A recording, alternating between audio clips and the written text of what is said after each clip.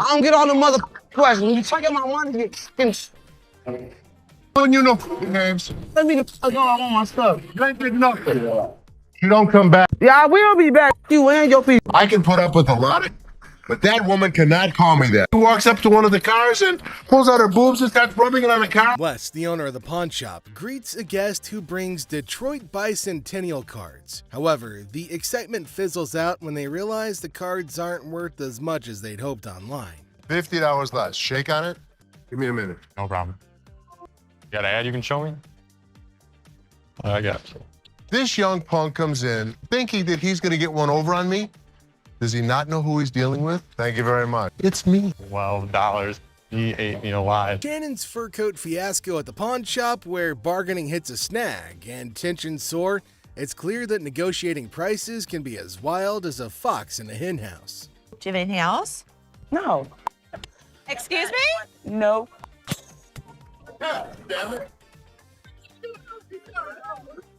John, don't get your hands on that woman. Mama is a fool.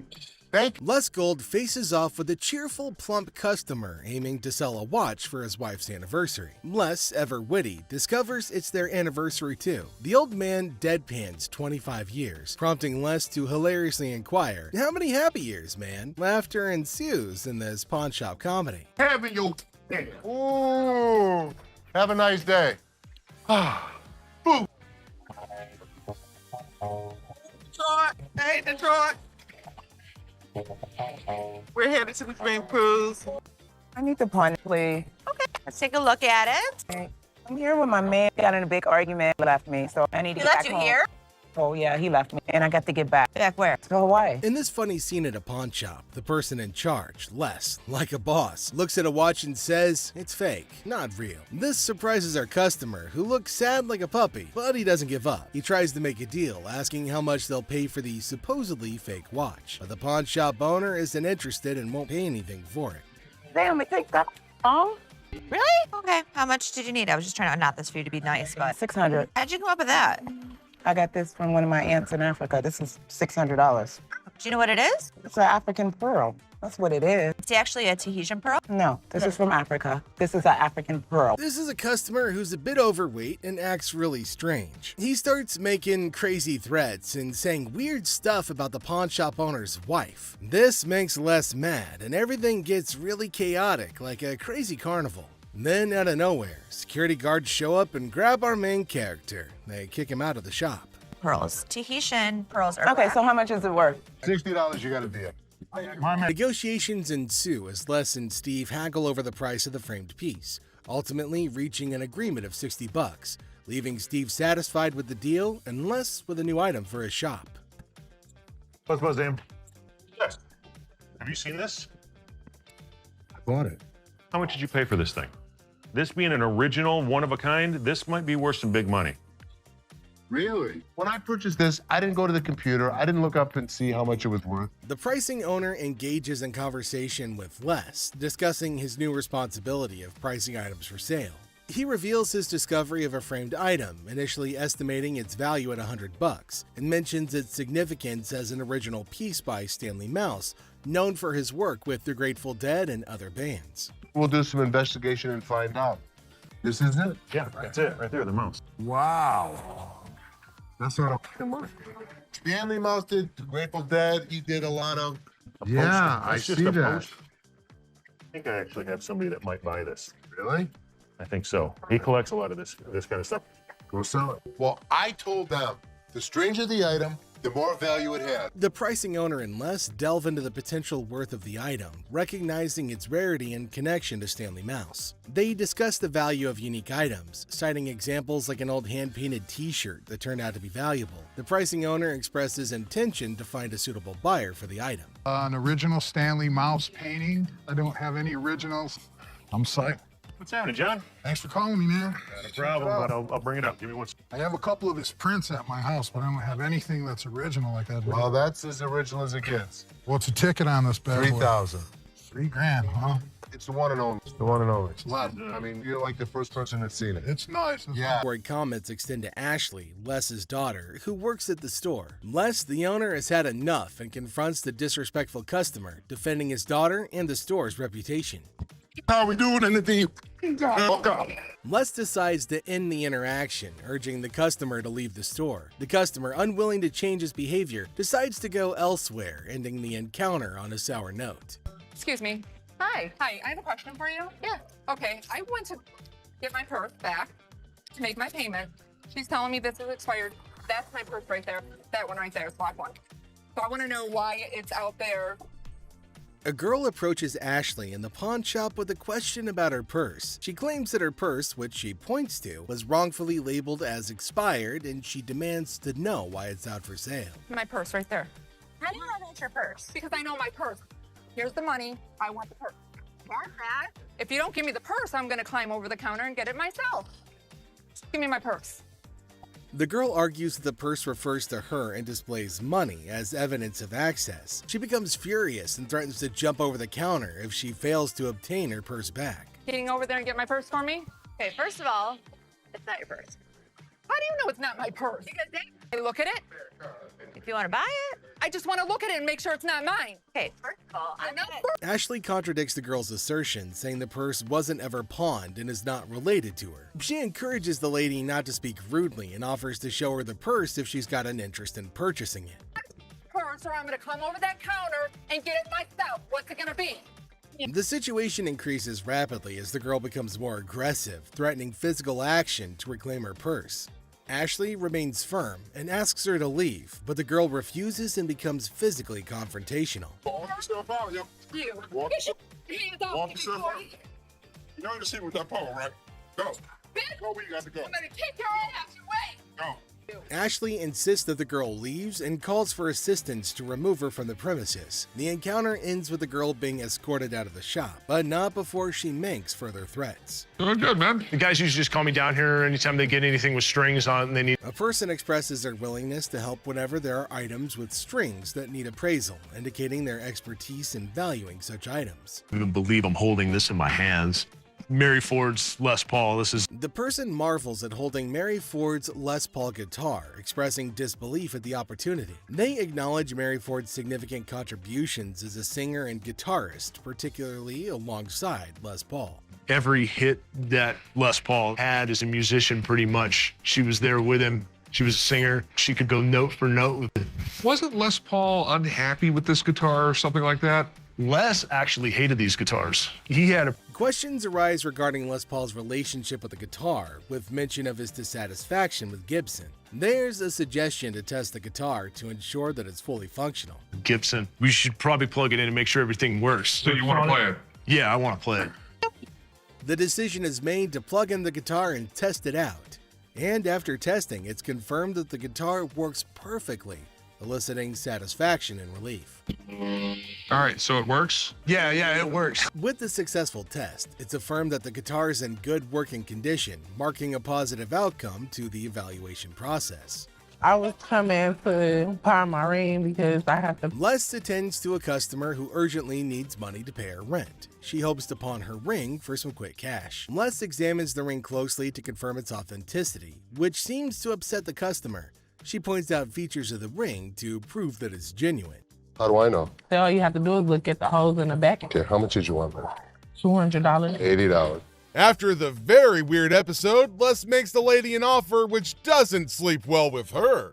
I'm not just about to let you have this for The customer requests $200 for the ring, but Les offers only $80, mentioning how much he thinks that it's worth. Buying it. You're just pawning it. The woman demands Les give her what she came for. Unfortunately for her, Parts and didn't have the damn money. And all of a sudden you got my damn ring. the problem started when Les checked the ring to see how much it's worth. The customer thought Les was being sneaky and not telling the truth. She got more and more upset, saying that Les took the ring without asking her first. What?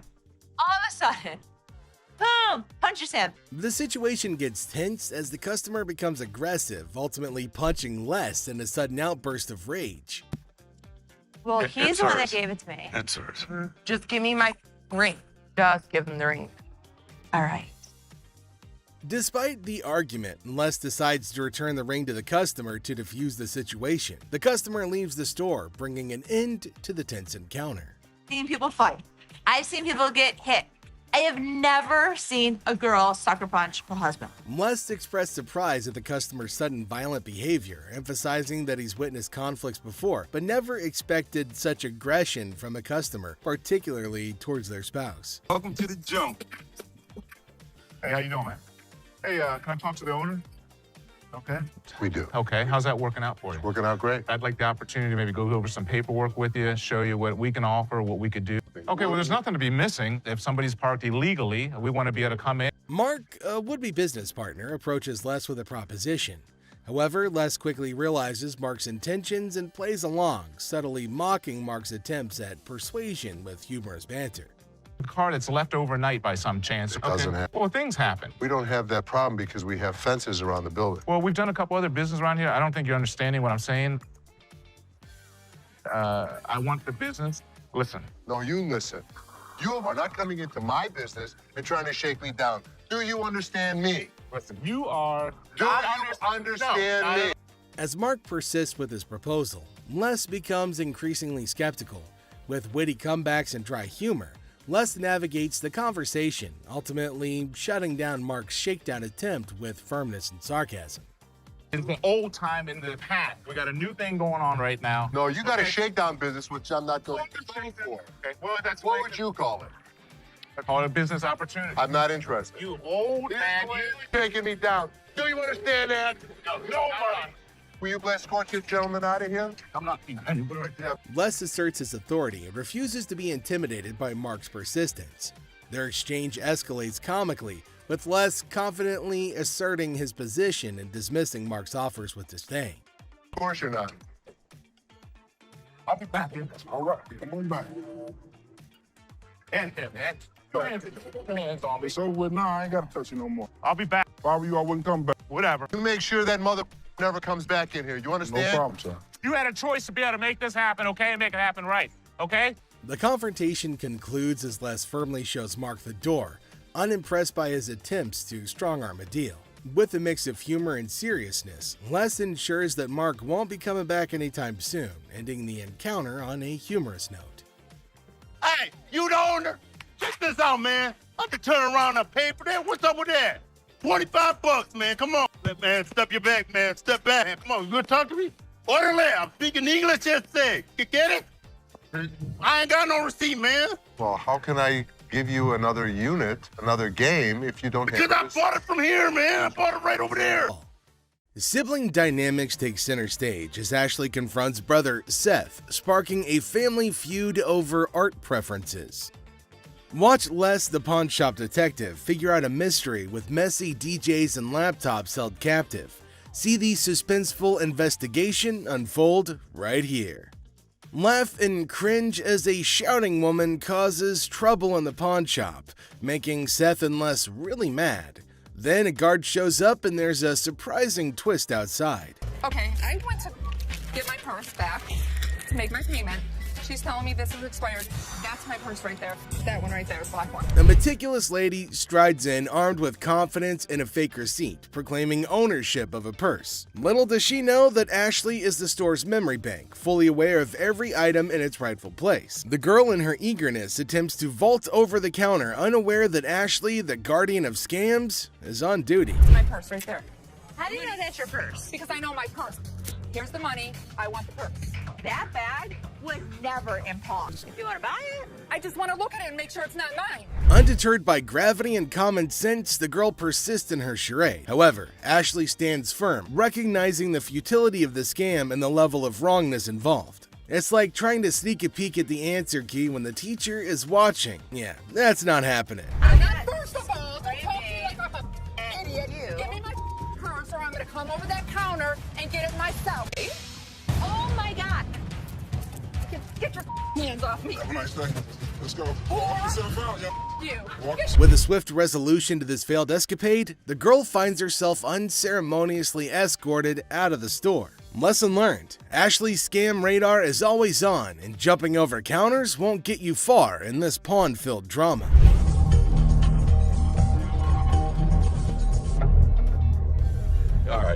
deal. I think I got a good deal, and I know I'm gonna be able to make some money on it. I can't believe you spent that much. Whatever, Ash.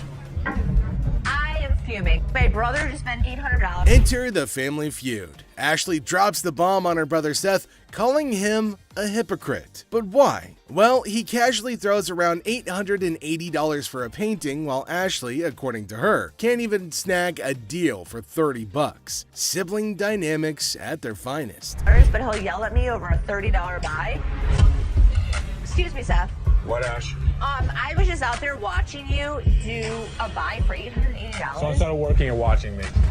I was out there, and you bought something for $880 when you gave me such crap about that $30 roulette table. I'm not buying plastic. I'm buying stuff that we can actually resell without a problem. You will never resell that. They will sit in the back and rot. Are you kidding? We'll put it around the federal corner. We're gonna make $1,000 plus on the deal. Really, Ash? You know I'm gonna be upset. The plot thickens as Ashley confronts Seth about the apparent double standards. She probes into the intricacies of spending $880, questioning how bad it could be. Seth, in classic sibling fashion, argues that his purchases are all about resale value, a concept he conveniently forgets when it comes to Ashley's shopping habits. According to him, he's the revenue guru. You are just a hypocrite. She was just being ridiculous. I just want her to stop talking. Ash, what do you want from me? Apologize to me. Apologize? Apologize because you're such a hypocrite. You know what, Ash? I'm sorry. I'm sorry that you're a bitch. You, Seth. You're such an ass.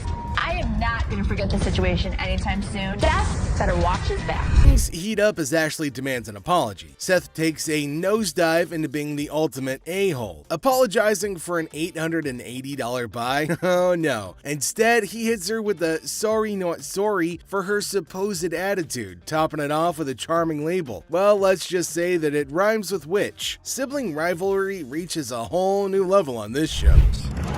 There's two guys out here that are saying they were scammed out of their laptops, and that whoever did it is working with one of our guys. You want to come out and talk to him? All right. Thank you.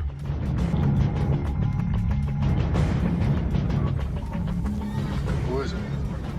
Les is hit with some unexpected news. A few guys claim that they've been pawned by a girl from the staff. Les, ever the detective, approaches the situation with a mix of suspicion and humor, wondering aloud if he's either unintentionally swindling customers or if bizarre customers have taken up a new form of thievery. Tell me. She pawned 2 of our laptops, and she told us she was gonna bring them out to the back.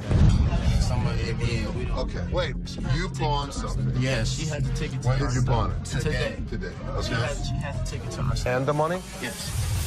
These two kids come in and talk about have some girl pawned 2 laptops. The plot thickens as 2 disheveled DJs step into the scene, laptops held hostage. The atmosphere turns somber as the weight of the situation sinks in. It's a strange occurrence that has everyone wearing expressions of confusion and concern. Les, with his seasoned cool, casually queries about the laptop's ownership, revealing they're registered under the mysterious girl's name. Split the money 3 ways, and one of my employees was gonna walk it out the back door. Either this is a new way for my employees to steal from me. To contact the owner because we want to. I am the owner. I'm just trying to switch the ticket so she can't have them. And it's in her name. No, that's why I wanted to know if I can't do it. The tension rises, but Les doesn't crack under pressure. Maturely handling the situation, he asserts that he needs the lowdown to work his magic and get those laptops back where they belong. It's a pawn shop mystery, and Les is the detective determined to unravel the peculiar case of laptops and loyalties. Because your sign is saying that I can get 30 days of free cash. If you're a new customer with us, first 30 days, you can get interest-free loan. You only pay $1 per store. But it's saying if I brought a friend with me that I can get 30 days of free cash. It's for an interest-free loan. Okay, so there came a woman at the counter. Let's see what she's gonna come up with. Is she asking for free money? I think she might possibly be mad, though it is kind of funny that she's got enough courage to come up and ask for money without investing anything. Now, the lady at the counter frowned and asked her if she paid or not. Intriguingly, she hasn't paid anything, but she's still asking for money. Holy shit, what's wrong with some people? You're just misreading it. No, you're misreading it. That's not what the y'all saying to say, bitch. It says I get free cash for 30 days in this month. You're not getting no free cash. Where does it say that? Who told you to get in there? You did. I'm not talking to you. I need my cash. I need my cash. It says it right here. Free cash. Oh, and to make matters worse, she started shouting at her. Everyone around started looking at her, wondering what the hell was going on. Seth and Les get a little furious as everybody's just standing around trying to figure out what's going on. She started bullying her, but the lady tried to explain to her again that she misunderstood the agreement and they're not just gonna give her free cash. But this lady's just not listening to anybody. Well, Seth then enters, so who knows what's gonna happen now. I brought my friend with me. If you get a loan and you refer a friend, you can get 30 days, interest free. That doesn't mean we're just gonna hand you cash. What do you have to pawn? Come on now, you don't have to call. I'm the Don't screaming. Can you read? Read what it says. I can read. I can read. People was waiting to get her. You don't have to pawn. Shut the Les entered and asked her whether she read the whole document or not, and she was not listening and constantly arguing and pointing to them as if they had done something wrong. Meanwhile, other women decided to intrude, and oh my god, it's gonna be funny. Looks like they've all decided to have a fight in the pawn shop. Wonder how that's all gonna end. And it looks like Les is gonna join in too. The other woman that just jumps in the middle. You gotta get in line. People need to get out your ass. You gotta go.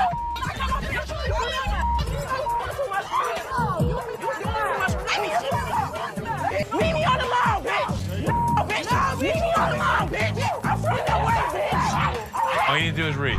Now see the other women get in and start shouting at her as everybody behind her was waiting for her to get out of the queue. So they started fighting and now they're all having an immense fight. Everybody around is watching and laughing at them. Well, the guard had to go and break everything up. Well, at least they're all gonna get treated the same way, especially the one who created the mess. Pretty sure they're gonna hold him up and throw him out. And there they go, they're still shouting and fighting with each other as well.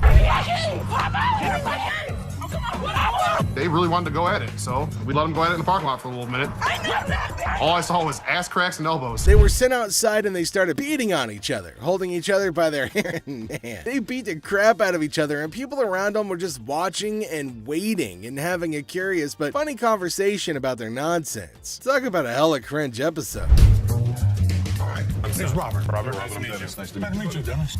Yeah, I got an item here. You might be interested in. Okay, so there's a guy coming into the pawn shop with something in his hand, maybe a poster. But what's it for? He came to Seth and the other man and showed them this poster. Now it feels like they're interested in it and there might be a handsome deal between them. Detroit Lions players had signed. Did you drag it in? So during the flood, I seen it down there, and that's when I pulled it out. She went down there and she supported these people, and while she was walking the picket line, she would gather signatures. You got Williams over here. That's what, Steve Farkas? This is the first time a guy actually brought in and I just got on the picket line because I'm on strike right now myself. We've been on strike for almost 3 months now. $1,000. He started describing the poster that's mainly about the protest of people in history, and it's got lots of signs of well-known people and has got a lot of worth. He explained everything in one go and demanded a heavy amount for it as it was really valuable to him. Seth told him that it's got some stains on it, and it's no doubt the same poster of historical strike, which made it worthy, but for him it might make a lot of difference. I hate the condition of it. I understand that. And I You gotta understand when it comes down to collectors, everything is about condition. Absolutely. And I'm sure if your dad saw this, jump on the heartbeat. Seth and the man explained that it's not about the worth that he's asking for in terms of thousands of dollars, but it's also about the condition of the poster, and it's not in a very good one. The man is continuously arguing that it's got signs all over it. If Les has seen it, that he'll definitely be surprised and definitely pay more than $1,000. Well, as for Les, he just came in. Sharper. They need to make an effort to close these deals quickly. Through my research in that, I seen personally that one just like this, Minto, and he got $950 for it. Right, so if that was mint, why would you want $1,000 for this? He only had one signature. I have at least a dozen. But with this tear up here, Yeah, and the and condition it's in, the water stain on the bottom, it's just a hard thing to sell. Yeah, but even though it's in this condition, how many of it exist? Very rare. And it's uncertified. Right. You know. I'll sell for $5. Les judged the entire piece and told him that he's asking for too much, and later on they further described that it's torn from the top and the bottom, and it's also got damage and they can't pay more for it. But he still won't agree to pay for it. But he did say that he'd charge $500 off of the amount, but they couldn't reduce it any further. value. Let's make a deal. $75. No way. Who's gonna buy it from you? I'll just put it back in my basement, let it collect dust. Offering you just $100 cash money right now wouldn't make a difference, you're saying? 200. Nobody in life is ever gonna offer you more than us.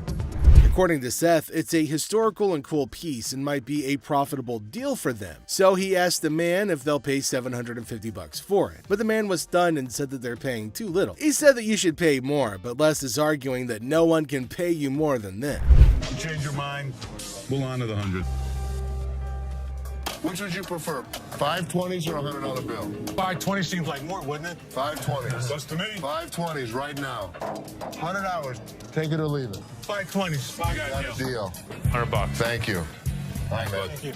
There's no question. It's a one-of-a-kind piece yet. It's a little bit of damage on it, but it's got a lot of autographs. I know we're going to make a profit. He asked for $200, but no, it's not going to be a good deal, and they told him to leave. The man in need got a severe shock and held up the poster thinking. Les again said that they can't pay more than $100, and after some time of quietness, they agreed to the deal. Finally, the happy deal was made.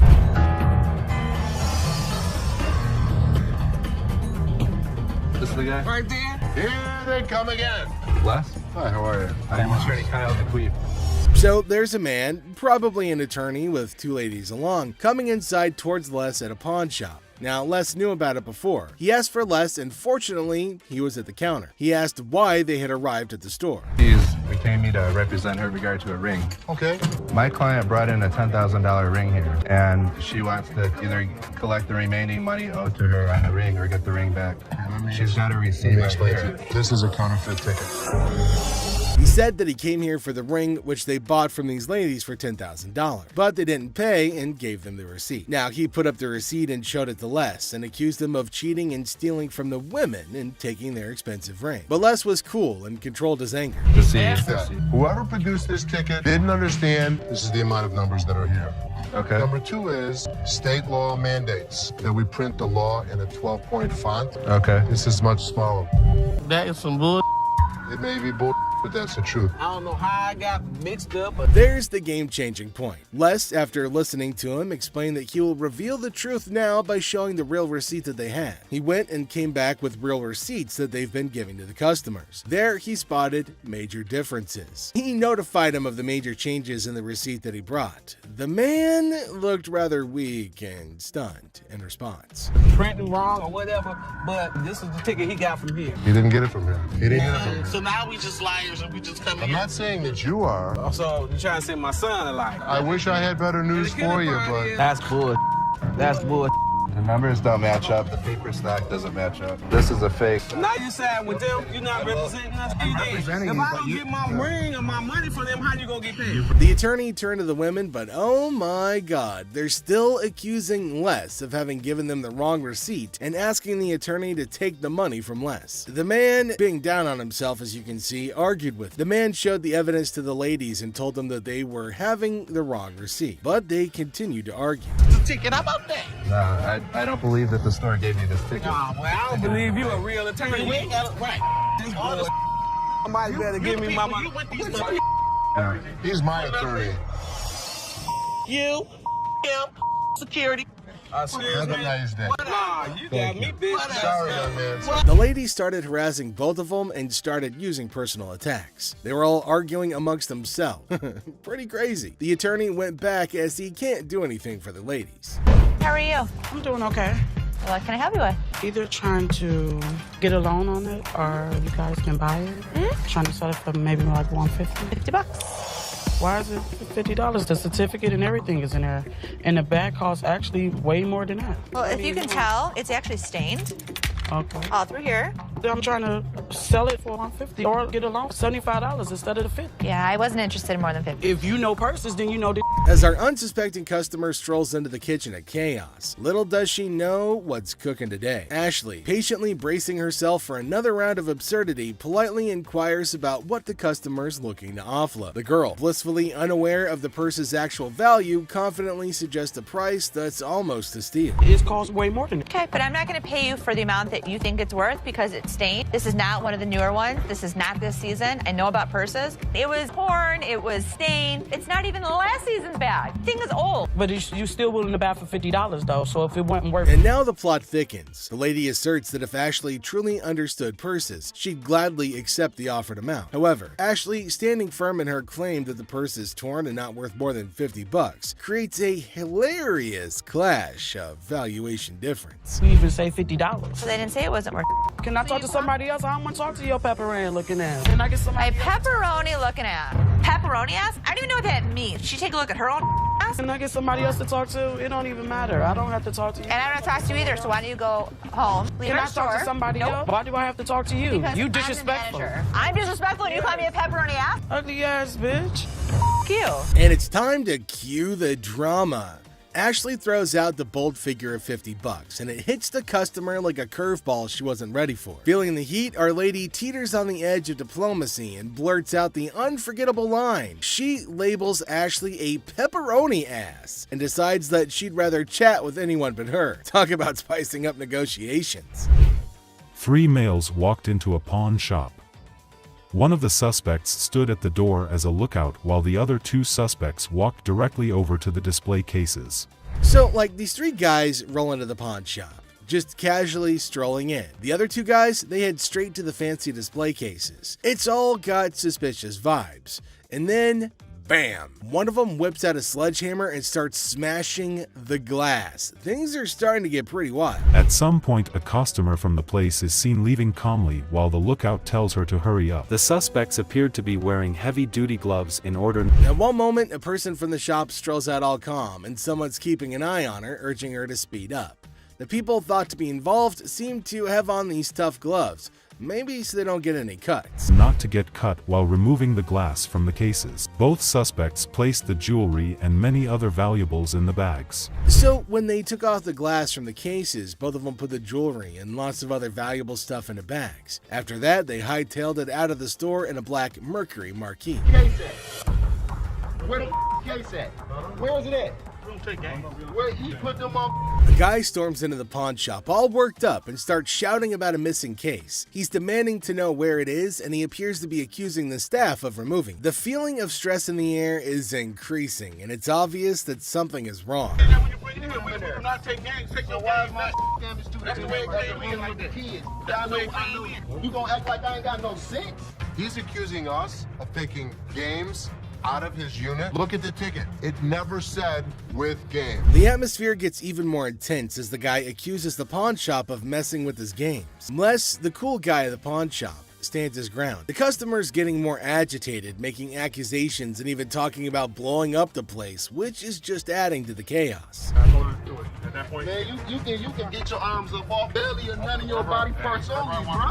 After all the stress I have, the last thing I need is a customer causing a scene. Despite the escalating situation, Les stays calm. He tries to talk sense into the upset customer, especially with a big event coming up the next day. I know how to mother walk. I ain't illiterate because I ain't part of the week, and y'all motherfuckers in my middle row and put them games in there. And you wasn't even standing there when I posited it. Somebody need to blow this place up. It's time to go, sir. You ain't gonna get my window. I'm not. Let go. Can I get my week? He'll get it for you, don't worry. You're making a threat like that? The situation becomes alarming when the upset customer makes a threat to blow up the place. Les, rightfully concerned about the safety of everybody, asks the guy to leave. Security becomes a priority, and the customer's demand for his belongings takes a back seat to the potential danger that he's creating. That's a challenging moment for Les, who's just trying to manage the chaos caused by an irate customer.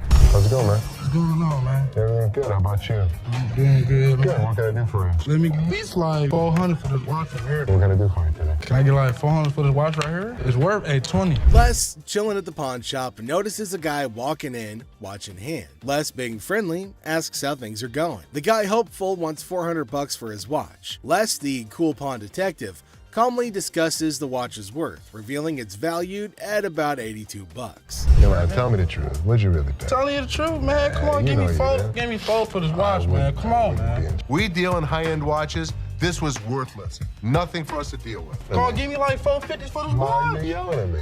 I got a baby on the way, dog. Congratulations. I'm sick of living at the crib, man. My girl on my head. The negotiation heat rises as the guy insists on $400, but Les suggests $7. The guy, pleading and sharing his life story about a baby on the way, asks for $400 again. Les stands firm, offering him the same price, which leads to a bit of yelling. The guy, feeling frustrated, calls the place bull ass and expresses his discontent.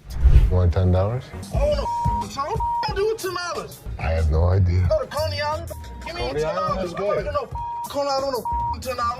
Got a baby on the way to go do this to me, dog. What you looking like a crazy fool? The tension escalates and the guy feels disrespected, using strong words and even threatening Les. Les, staying cool, suggests maybe he should have been given $400, hinting at a broken lamp that needs payment. The situation gets intense, with the guy considering if he should have taken the deal. Cash for this watch, man. 400? I'm sorry. This is a bullshit ass place, man. This whole ass place, dog. Excuse me. You call it what? You call him a bitch? You? I'll knock you the out. You don't know who you talking to. Tell me. Dog, don't touch me, homie, dog. Touch me, dude. Then maybe he would have been able to pay me for the lamp that he broke. Yo, I'm off you, dog. The guy, still upset, leaves the shop, but not without some fiery words. Les reflects on the encounter, realizing maybe he should have given $400 to avoid the chaos. The drama ends, leaving behind a mix of emotions and a used watch. Life at the pawn shop remains unpredictable and full of surprises. How you doing today? Hey, pretty good. How are you? Real good, thanks. I'm Les. Les, I'm Randall. How are you? Randall, oh, you got a hell of a grip. Wow. What the hell is it? Call it a ring. Okay. I didn't think it was a bus. How'd you get it? I just got it. This guy smelled like a brewery. Okay. How much did you want? I'd like $500 for it. Why? Why? Because I need it. Yeah, I got you. 2 DUIs. A person walks into the pawn shop, catching Les's attention. Things start getting interesting right away. The person wants $500 for a ring and shows it to Les. Les, being curious, asks where the ring came from and why they want to sell it. The person gets really mad when Les asks questions. The intensity in the air rises as the person angrily explains why they're selling the ring. Les stays calm, making it a surprising and dramatic moment in the pawn shop. Well, if it was gold, I'd give you more than $500, but it's not real. It's not. I know it's worth $500 and you're going to give me $500. Well, actually, this was gold, but it was brass. It had no value. I understand. You have court issues. The problem is, I need $500 for it. I'm sure you do. Man, I don't know why you do. As the conversation continues, Les drops a bombshell. He tells the person that if the ring were real gold, he'd offer a whopping $2,500. Feeling a glimmer of hope, the customer suggests, just give me the $2,500 then. Expectantly awaiting a positive response, Les, with a touch of humor, reveals the harsh reality. He explains that the ring is fake, not even worth $500, and he won't pay that much for a counterfeit ring. You got to give me something for it. I can't give it to you. I'm sorry. Give it to me anyway. Man, you can give me something for it. No. You give me something Just don't for beat it. on the glass. This guy was drunk. You give me that ring back. Give me that. It's the. I ain't going nowhere. Man, get away from me. Get out of here! I go away! You man? In the midst of the ring discussion, a security guard quietly enters, taking a position behind the customer. The customer, desperate, pleads with Les to give him something for the ring, but Les, staying true to his detective skills, rejects the plea, emphasizing the ring's fake nature. Les, sensing trouble, comments that the customer seems drunk, adding another unexpected twist to the escalating situation. As the rejection sinks in, the customer, unable to contain his frustration, sits on the floor, declaring that he won't leave. The tension peaks as he becomes increasingly aggressive. The guard steps into action, forcefully dragging the defiant customer out of the store. But despite being escorted out, the customer continues to yell and make a scene. Oh boy. I see you sweating. Yeah. Must be hot outside. No, I was doing karate outside. You're doing karate? And judo. I'm Bruce Lee's sister. Really? Yeah. As the door jingles, a woman strolls into the pawn shop rocking winter clothes in the summer heat. Now she's chatting with Les, teasing him about the sweltering weather. She even claims to be a martial arts pro, throwing around Bruce Lee's name. The banter kicks off with a request for a karate move demonstration. She said she was Bruce Lee's sister. So what you got? The atmosphere takes an unexpected turn when the woman unveils a unique item, a mysterious fox mink. Les, unfamiliar with such creatures, engages in a lighthearted conversation to understand more about this fox mink. The woman, with a hint of mystery, reveals her intention to sell it. A mink fox? I don't know. I'm not into animals. Fox. I've heard of fox. I've heard of mink. So fox mink. Did you want to pause? As the conversation unfolds, Les dives into the details of the fox mink, trying to grasp its worth. The woman shares anecdotes about the origins of the item, painting a vivid picture of its history. Les, playing the role of the detective, subtly negotiates and gathers information to figure out the best deal. Sell it. How much did you want for it? $50,000. The encounter concluded with the woman deciding to part ways with her fox mink. Les, using his seasoned charm, finalizes the deal. The quirky tale of the winter-dressed woman and her unique pawned item adds an unexpected twist to the usual pawn shop routine, leaving both parties with a memorable experience. Woman comes in to sell me a high-end bottle of liquor. Ma'am, I'm Is that what you're saying? You have no respect. When you want to take a person when they die, fit the liquor inside the bottle. and anytime you're going to belittle a person. Ma'am, I didn't belittle you. As the door chimes, the woman confidently walks in, clutching an empty liquor bottle. She aims for a bold move, attempting to pawn the bottle for a cool $100. Les, with his discerning eye, swiftly rejects the proposal, explaining that a filled bottle would fetch a better price. The woman, not thrilled with the response, raises her voice, demanding respect and expressing her discontent. I'll give you $100. It's not worth more than $100. Especially when you say I wouldn't give you $100. Don't you ever walk up to my dad. Hey, baby, don't point your and finger. life after this, Ma'am. don't you dare ever Ma'am, come in you here are again. in my face. I don't care you're in my dad's store, and don't you ever think about coming in here You know again. what? Turn your ass around, badass out the door now. Nowhere, Ashley steps up like a superhero. Now, she doesn't just cool things down, she straight up shuts the woman down. With confidence, Ashley tells her to leave and never come back. Suddenly, the chaos turns into quiet thanks to Ashley's quick and firm action. Son of a bitch. Where the hell is he? Rich! He's on the floor. People are waiting to pay us for their merchandise. He's not there. We're losing money. I'd had Rich's back. In the heart of the pawn shop, Les faces a moment of frustration and disbelief. The absence of Rich, a trusted ally for over 2 decades, leaves Les feeling betrayed. The urgency of customers waiting to make payments adds to the tension, and the weight of loyalty becomes a central theme in this unexpected turn of events. Since the first day he came here, over 20 years ago. I feel betrayed. Didn't I just have an employee meeting to tell everybody that they need to step up on their game? I'm watching you and Bobby J talk to these 2 girls. You're out there trying to sweet talk them, trying to bullshit with them. I'm looking for you in layaway. Where the hell are you? I gotta sit in layaway all day long and just wait for something to happen. As the minutes tick away, the atmosphere inside the pawn shop grows more intense. Les reflects on his long-standing support for Rich, highlighting his sense of loyalty that spans a quarter-century. He recalls a recent employee meeting where he emphasized the need for everyone to step up their game. Disappointment and frustration seep into his words as he confronts the situation, a pawn shop mystery intertwined with personal and professional loyalties. I'm watching you and Bobby J talk to these 2 girls. They're out there trying to sell their jewelry. You're out there trying to sweet talk them, trying to bullshit with them. They end up walking out the front door. You put me in a position that you were the next to go. In this pivotal moment, Les delivers a stern warning to a fellow employee, Bobby J. The scene unfolds with Les observing interactions and attempts at sweet-talking customers. The threat of termination looms as he recounts the consequences of letting down the team. The dialogue underscores the severity of the situation and the potential impact on job security. Tension rises as Les grapples with the repercussions of the unfolding events. Rich, I'm out. Tell your dad to off. You up your job. As the confrontation escalates, Les draws a line in the sand. The ultimatum is clear: compliance or termination. The final seconds capture the raw emotion and frustration of a loyal employee who feels unappreciated and misunderstood. He knew he was in trouble once we walked through that door. Joe, did you steal from me? Tell me the truth.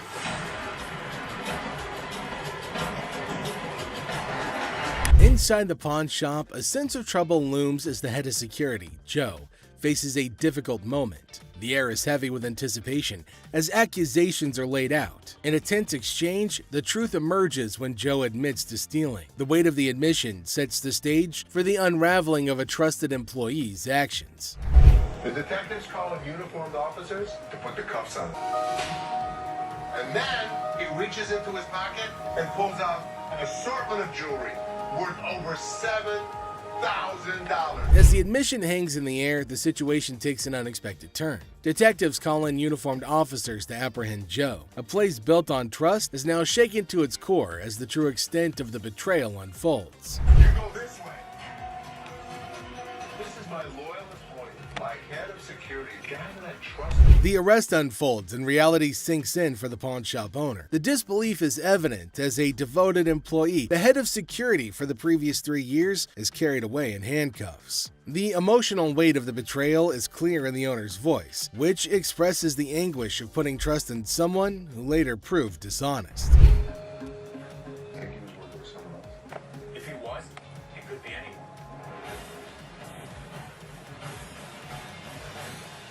As the scene unfolds, questions linger in the air. The owner ponders the possibility of Joe working with someone else, leaving the situation shrouded in uncertainty. The aftermath of the betrayal raises concerns about potential accomplices and adds another layer to the unfolding drama. The final seconds leave the audience in suspense, contemplating the true extent of the security guard's actions. Are you her customer or mine?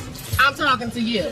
Come on. This lady got so irate because she wanted to be next in line. She wanted to be first. She felt that she was the most important out of every customer. You're next in line, so let me be right with you. Okay, well, come on. It doesn't matter. What the are you? You're not the police. I can talk to whoever I want to talk to. What are you going to do? You offer it now. In the opening scene, Ashley is at the counter with a lengthy line of customers. A sudden disruption occurs when a black woman attempts to cut in front of everybody else. Ashley confronts her, asking, "What are you doing?" The woman becomes upset, but Ashley firmly asserts, "You can't do that stuff here." Goodbye.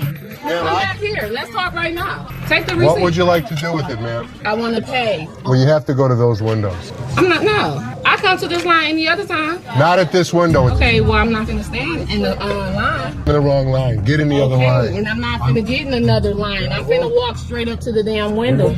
We won't take you. The woman continued standing in line at the counter. Les approached her, inquiring about the situation. She explained that she wanted to pay, but refused to move to the next window. Les informed her that in the pawn shop, crossing others in line isn't allowed, emphasizing the importance of waiting your turn. Care of you. Well, y'all just only see this lady here? All the other customers. Okay, and I always come to this line. I'm sorry. You have to stand in the other line. Okay, well, I'll be back before y'all close.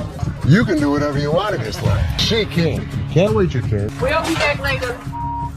Following the interaction, the woman eventually complied and moved to another window. Les, taking action, instructed the workers at that window not to accept their payment. He firmly directed the woman to wait in line like the other customers, reinforcing the shop's policy on fair and orderly transactions. Thank you, sir. We appreciate it. Thank you. Thank you. Thank you. Yeah, jackass. Take your bitch. Take yeah, that's you. And get it. You. You make me. Sir, we don't want please. this. You can take this stuff. Sir, listen. Listen. I don't know what the problem was. As the interaction begins, the customer expresses gratitude, but the tone takes an unexpected turn. Tensions rise as the customer's language becomes confrontational. The shopkeeper, addressing the situation calmly, refuses to tolerate mistreatment. The dynamics shift from appreciation to conflict, showcasing the challenges of customer service in a brief yet intense moment. Came in here, tried to spend my money is what I did. That's what I did. Okay. And come instead of trying to come in here, I'm not even talking to you. I need a liver transplant. Why? Seriously? They didn't even look at these cards. Sour Patch Kids. The narrative unfolds with the arrival of another customer, visibly intoxicated. The shopkeeper navigates the encounter with a mix of tolerance and assertiveness. The customer attempts to engage in banter, revealing signs of alcohol influence. The shopkeeper, unswayed, maintains composure and subtly addresses the situation, highlighting the challenges of dealing with individuals under the influence. I'm not even out of here so I get this $30. Not bang on my. Wow, 50 for that. Jeff, take him out, please. Better not put it in your car.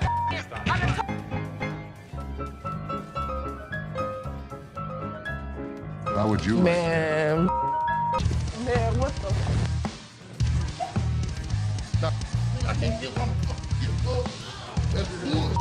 In this segment, a discussion ensues about cards and a potential liver transplant. The shopkeeper encounters a situation where the customer's intentions are unclear. Misunderstandings arise, and the shopkeeper skillfully navigates the conversation. The dialogue touches on humorous elements while portraying the complexity of communication in a retail setting. What, is it, ma'am? Is it? I don't know. You tell me. Man, come on, you the dude with the ponytail? The wife's racking my nuts on the telephone constantly. Tie 2 earrings in your ears. Does it matter? Just take it off, put it with mine a little bit, let it get a little bit more weight to it, and go ahead and give me my money. Does that make sense? Right this way. Man, you can't come back. Damn this! Go out my way now, one of y'all touch me! I'll break this. I'm more than happy to go to the ends of the earth for you. When you come in like an ass, you be walked out like an ass. The scene takes a surprising turn as the atmosphere shifts. The shopkeeper reassures the customers that, despite challenges, the store is dedicated to going the extra mile for them. The encounter, starting with tension, concludes with an assurance of excellent service. This final part encapsulates the roller coaster of emotions within a brief time frame, showcasing the highs and lows of customer interactions. You just walk today? Man, how you doing, brother? What's the deal on this TV here? This TV right here is $400. $400? Yep. I was in here 2 weeks ago, sold you this mother for $90. Now you gonna ask me $400 for it, man? In the electronics section of the store, a customer named Robert engages in a conversation about a TV with the store employee. The casual tone sets the stage for what seems like a routine interaction. The customer questions the TV's price, sparking a humorous recount of a previous encounter where he claims to have purchased the same TV for a lower price. Are you kidding me? So you're making a $310 profit off me? Bull, man. Can I help you? Who are you, man? I come in here 2 weeks ago, just like I told this. Gentlemen. Do something with your hair, man. And then y'all gonna sell it for $400? You gonna make that much profit off me? As the dialogue unfolds, the customer expresses dissatisfaction with the marked up price, claiming the store will profit significantly from his purchase. A manager steps in, attempting to resolve the situation.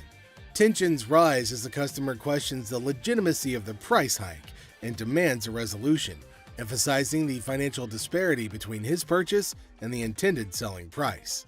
Brother, where's your receipt? Can you not understand English, my brother? No, I can't, my brother. I don't believe that he wants a TV for nothing. I'll just take the TV, man. No. The customer threatens to take the TV and leave without making a purchase. The manager issues a stern warning, asserting that any attempt to take the TV without completing the transaction will result in immediate removal from the store. The confrontation takes an assertive turn, with both parties standing their ground. Once I get this TV, get above me.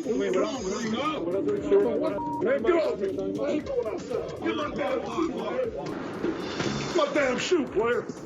Y'all got my shoe. You got my money. It's Jordan. This guy was acting like a total baby. He wanted attention and he got it. Despite the warnings, the customer decides to leave the store, expressing discontent with the entire experience. He accuses the store of mistreatment and vows never to return. The situation concludes with dramatic flair as the customer exits, leaving behind a sense of dissatisfaction and a promise never to return. How are you? I'm good. How are you? Well, actually, I'm not doing so good. No? My grandma just passed. I'm sorry. I was like hoping to. Okay, so whose ring is this? My grandma's. Oh. So you want to just pawn it, right? Because you want to be able to get it back? Yeah. Okay. Do you have anything else? It's not real.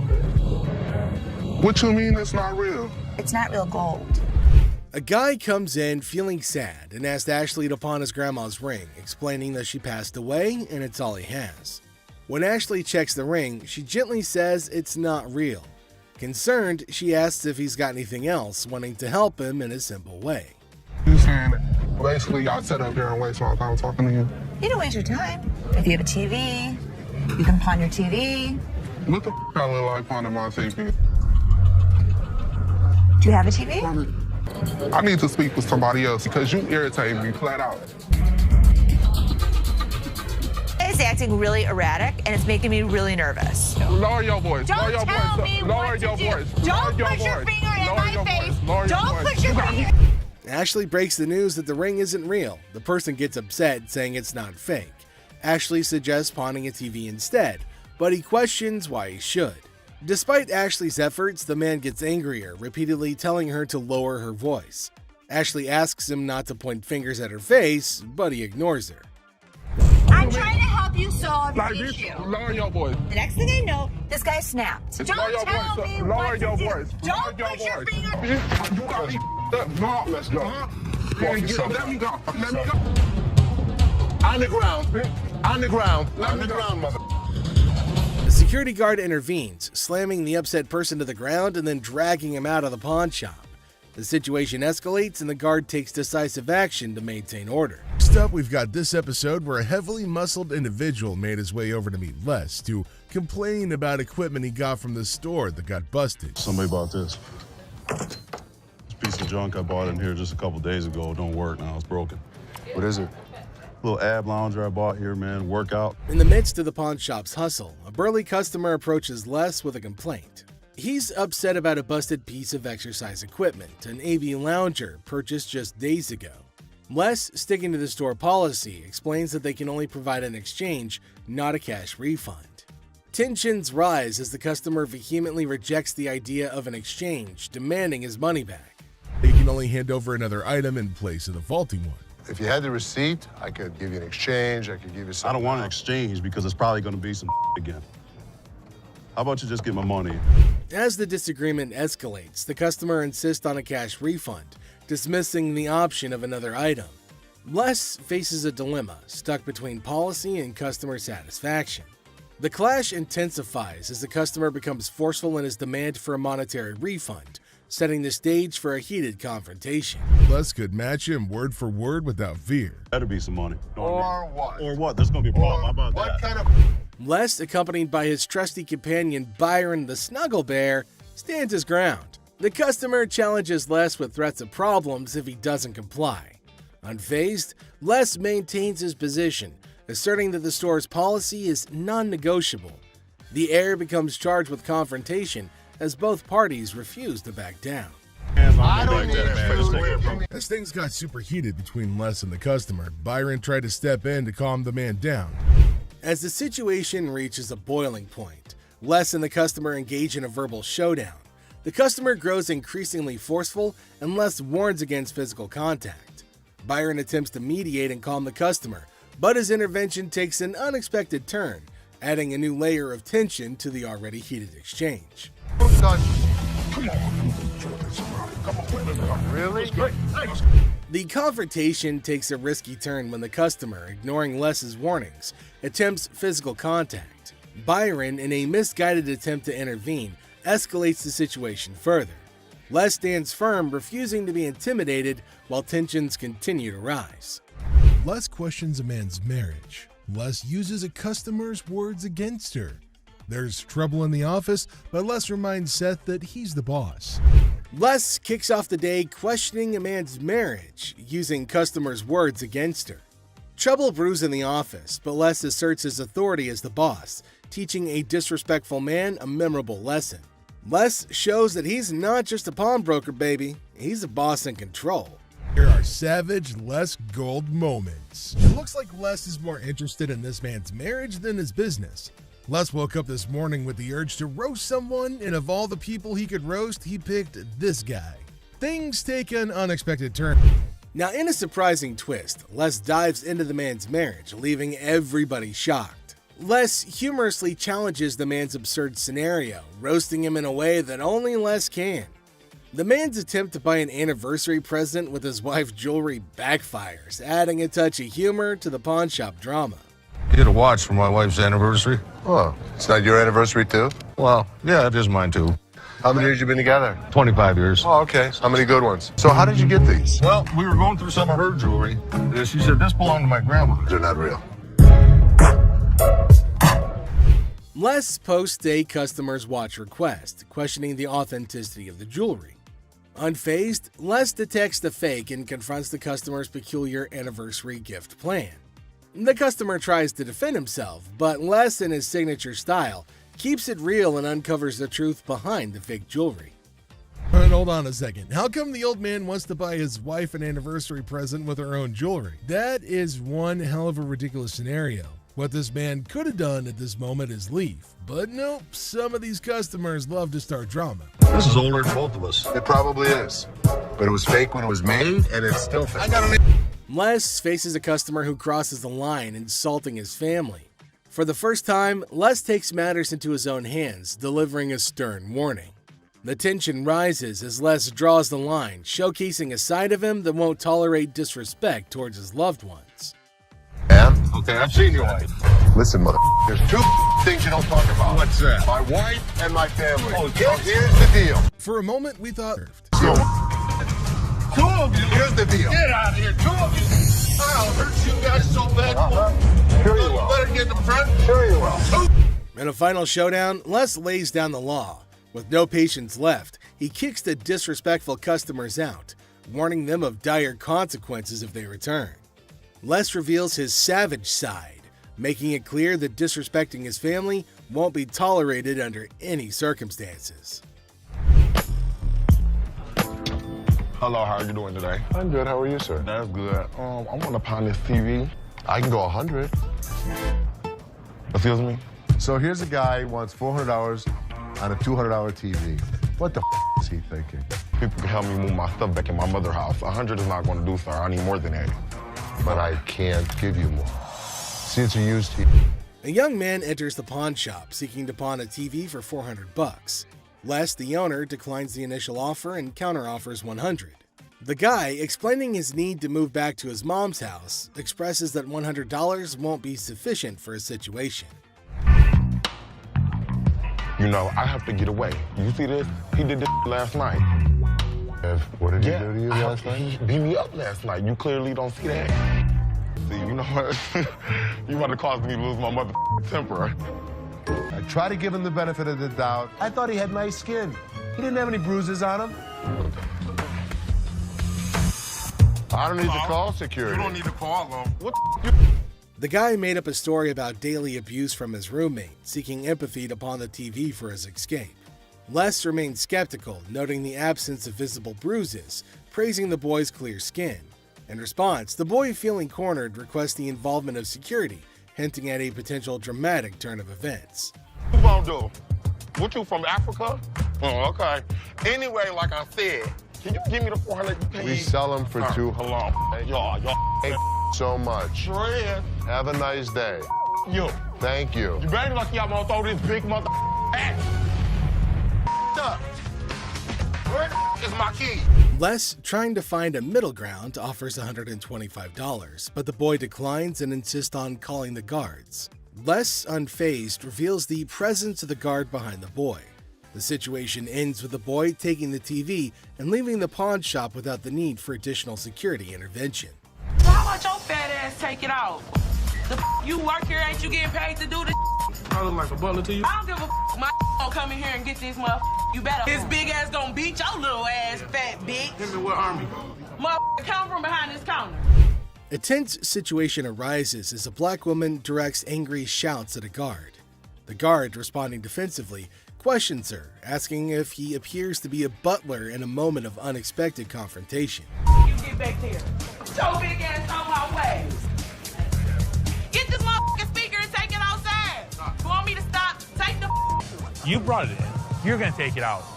So take it out. I'm not picking that up Then and you're taking it leaving it outside. Y'all can get your old ass Take out. your ass out of here. I'm What's gonna your take bitch ass out of here, y'all. You're not going to come in threatening my employees. Who gonna bring it outside? Despite Seth's efforts to intervene, the black woman continues her relentless shouting. Even another guard struggles to remove her. Suddenly, she notices Les, the owner, standing behind her. In an unexpected turn, she bursts into laughter and mockingly tells Les to leave. Yo, big ass, you can grab that bitch too, ogre. Motherfucking big ass, Shrek ass following behind me.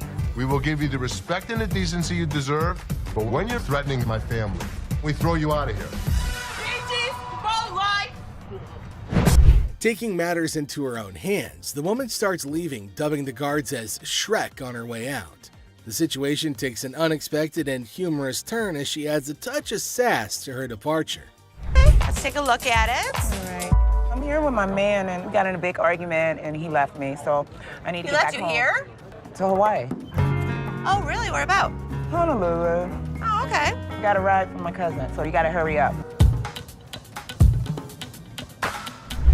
There came a woman at Ashley's counter to sell her chain. Now Ashley's looking at her chain to see whether it's worthy enough or not. She's asking Ashley to hurry up as she has to leave earlier as her spouse has left her alone here. Really? Okay, how much did you need? I was just trying to knot this for you to be nice, but... $600. What about that? I got this from one of my aunts in Africa. This is $600. Oh, do you know what it is? It's actually a Tahitian pearl. No, this is from Africa. This is an African pearl. Ashley asked her how much she wanted for her jewelry. Now the woman said $600, which is a lot more than Ashley was willing to spend, since Ashley said that it's not an African stone, but the woman was arguing that it was. 600. My ticket cost $600. That's how much I need. Do you have anything else? No. Excuse me? No. Ashley told her that they're not African pearls, so it's not worth $600, but far less. It was at this point that the woman started acting rude. Ashley got shocked at her stupidity and rude behavior. Eventually, she started behaving really bad as Ashley got angrier. What's gonna happen next? $600 or not? You can't get $600 on this. Okay. And also, don't call me a bitch. So you mean to tell me that this ain't worth a thing? That's not what I said. It could be worth something. Okay, can I get $5.99? No. Some kind of problem? Okay. Exactly. Can I get $600 No, you or can't not? get anything. Okay, I You get can't talk to her like this. You can't get... Oh, I can left you now. Bitch, you don't know why. She then warned Ashley to pay her the money for the necklace, but Ashley refused and told her to get out. But this lady wasn't listening. She was continuously bullying and harassing Ashley. Security arrived in the nick of time to help protect Ashley. They asked about what was the matter, and after finding out about the woman resisting and having a hard time with Ashley, they decided it was probably time to get her to leave, which led to more screaming and shouting and yelling. I'm not leaving no place. Yes, you are. Oh, no. I ain't. Oh, yes, What? you are. What are you gonna do? I'll kiss my... Honey, you don't have that kind of money. All right, you. All of y'all. Bitch. If you want some help, talk to us like a human being. I'm leaving. Aloha. Who the they think they is? Them. Which then caused the more security guards to get her out of the shop. But she kept on yelling. The lady would not stop with the screaming and the shouting. Some jewelry for my daughter. Her birthday's in like 2 weeks. For sure. How old is she gonna be? She's gonna be 12. She's gonna be 12. Yep. Do you want a Kleenex? I've got allergies, man. I itch like super bad. I'm not picking it, I promise. Okay. We have a heart one that's really pretty. Can I see it? There came a man to Ashley asking for something to buy for his daughter. Now he inferred that she's about 12 years old and he wants something interesting for her. But he's constantly picking his nose, which was making Ashley cringe. He's not stopping from doing such cryptic things, but he's constantly doing it in public. Ashley asked him to let her know if there was something he was interested in buying for his daughter. Look at it. How much you want to spend? Like 100, 150, but 75. can I touch it though? That's bull. I was charging him like $75 on this watch just to give him a deal so he didn't have to touch it with his snotty hands. Can I see the sanitizer for a second? Now the man selected a watch, but Ashley didn't want him to touch anything with his dirty hands. She asked him about his range and he said he wants something under $100, and the watch was $75. The man didn't agree to buy it. Now Ashley's just getting furious over his silliness. I'm gonna use sanitizer. Why don't you guys go yourself? I don't even care about the sale anymore. I just want him out of here. Ashley asked him to use sanitizer before touching anything in the shop, but he refused. Now this is going to be a very serious problem. They're probably going to have a fight. Ashley got angry and asked him to leave despite no deal. She just wanted him gone. She didn't care for the deal or profit, but just getting him out of the shop. Well, then came the guards who made sure that he left, and Ashley used sanitizer everywhere on everything that he put his hands on. Well, that's it for today, everybody. Thanks for being part of the Hardcore Pawn Adventure.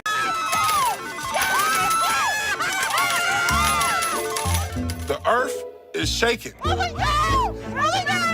The ground is moving like... I designed all of my own clothes. Oh, so you make it yourself? Yep, I can make you one. No. Are your pants see-through? Yes, my pants are see-through. Were you looking down there? A mother and daughter who thought they had won big at a slot machine in the store. An aspiring singer trying to build her own fan base with the wrong crowd. And a guy who thought he could get a job when he just showed up for the first time.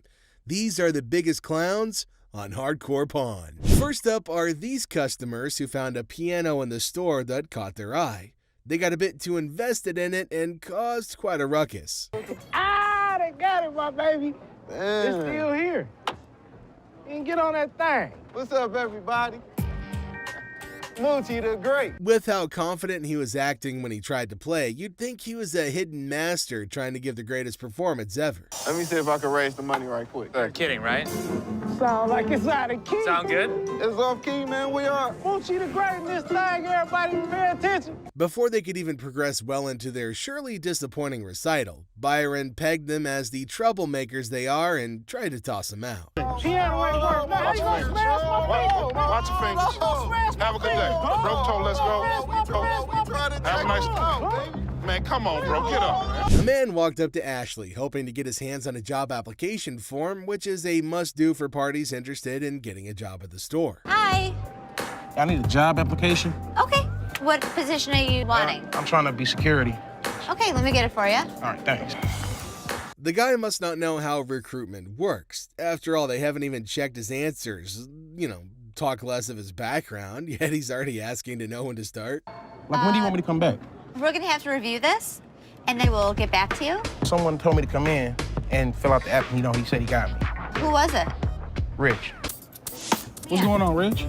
He said you told him that you were gonna hire him for security.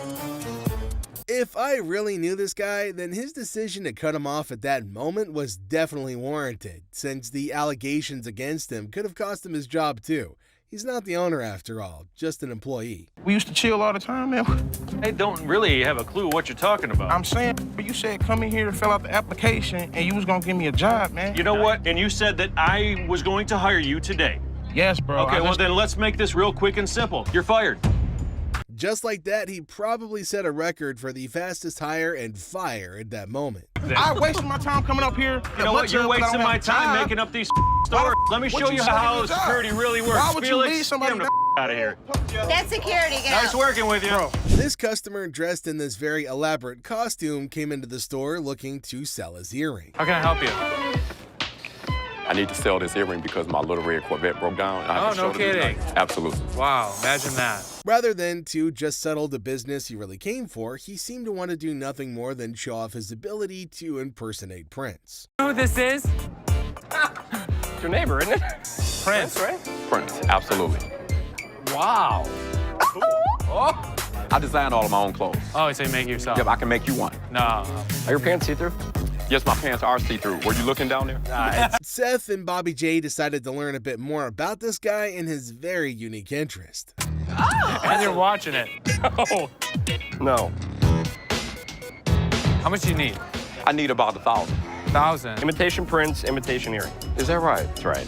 The earring's not real. I bet your wife didn't say that last night. Oh, yeah. Now you're just... The deal didn't go as planned, and it almost seemed as if he was going to leave without causing a scene. Well, that wasn't until he turned around just to give him a show. He's about to do something.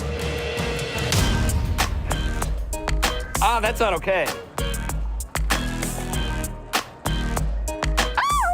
See you later. These two customers had the genius idea of trying their hand at the slot machines that were lined up for sale at the store.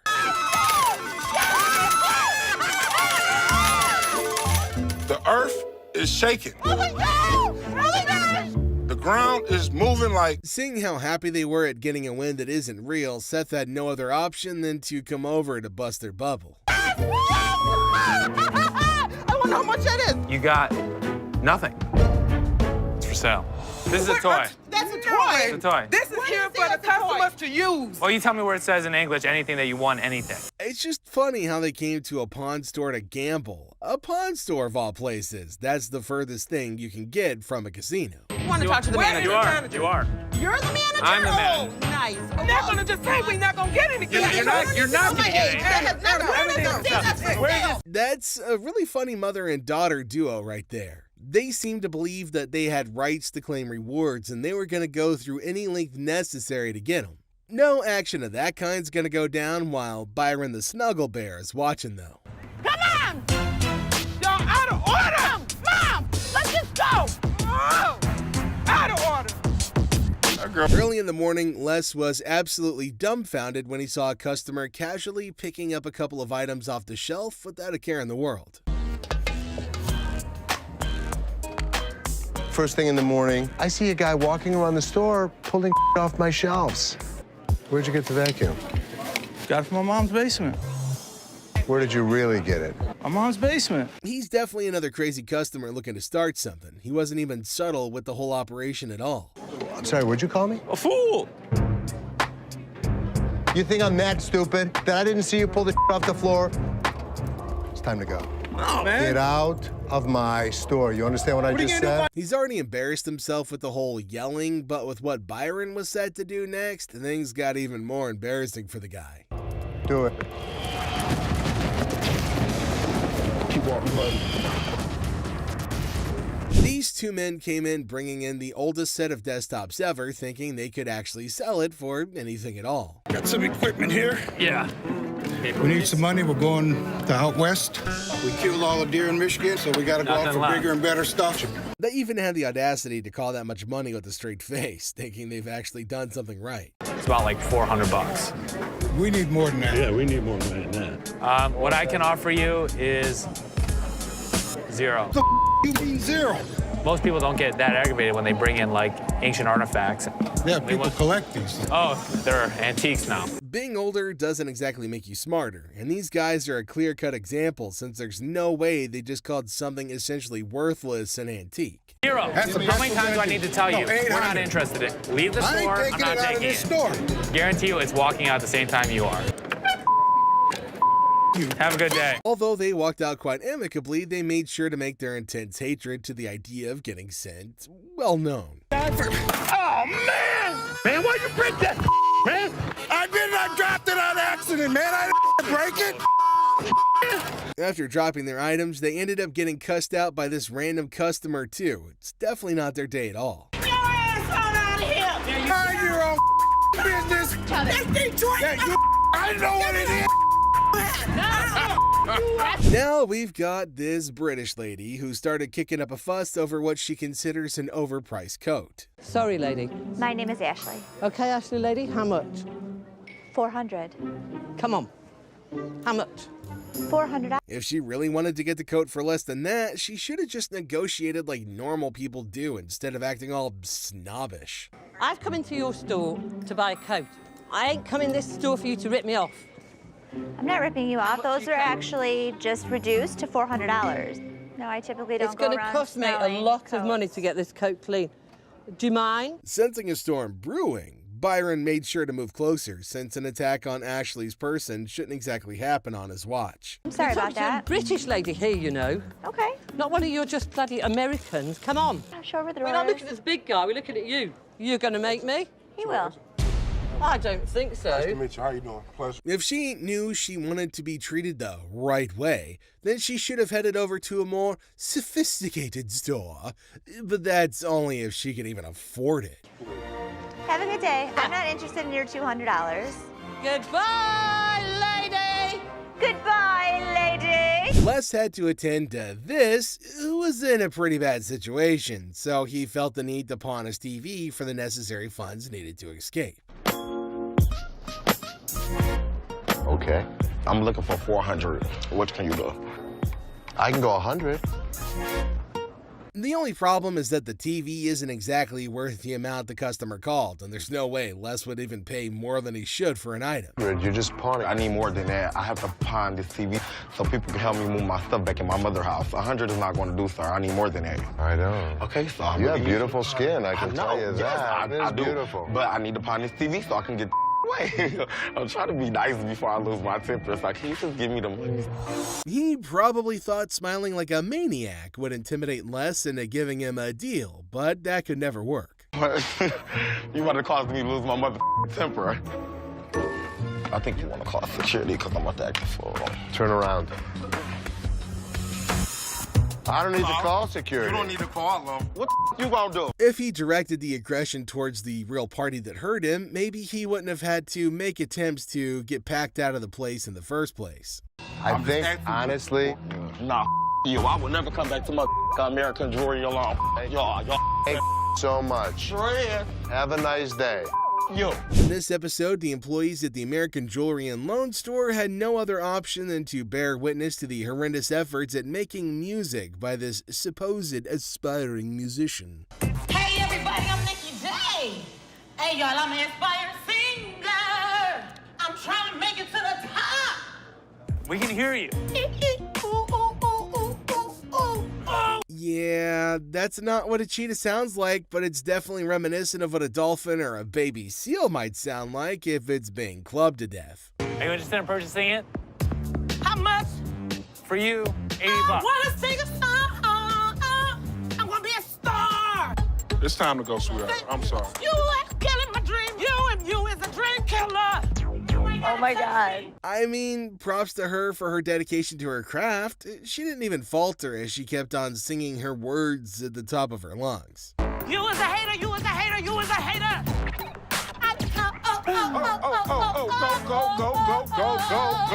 Go. After giving her the precious attention that she was craving, they eventually got bored and decided not to humor her anymore. No. Pull off. Want to? Man.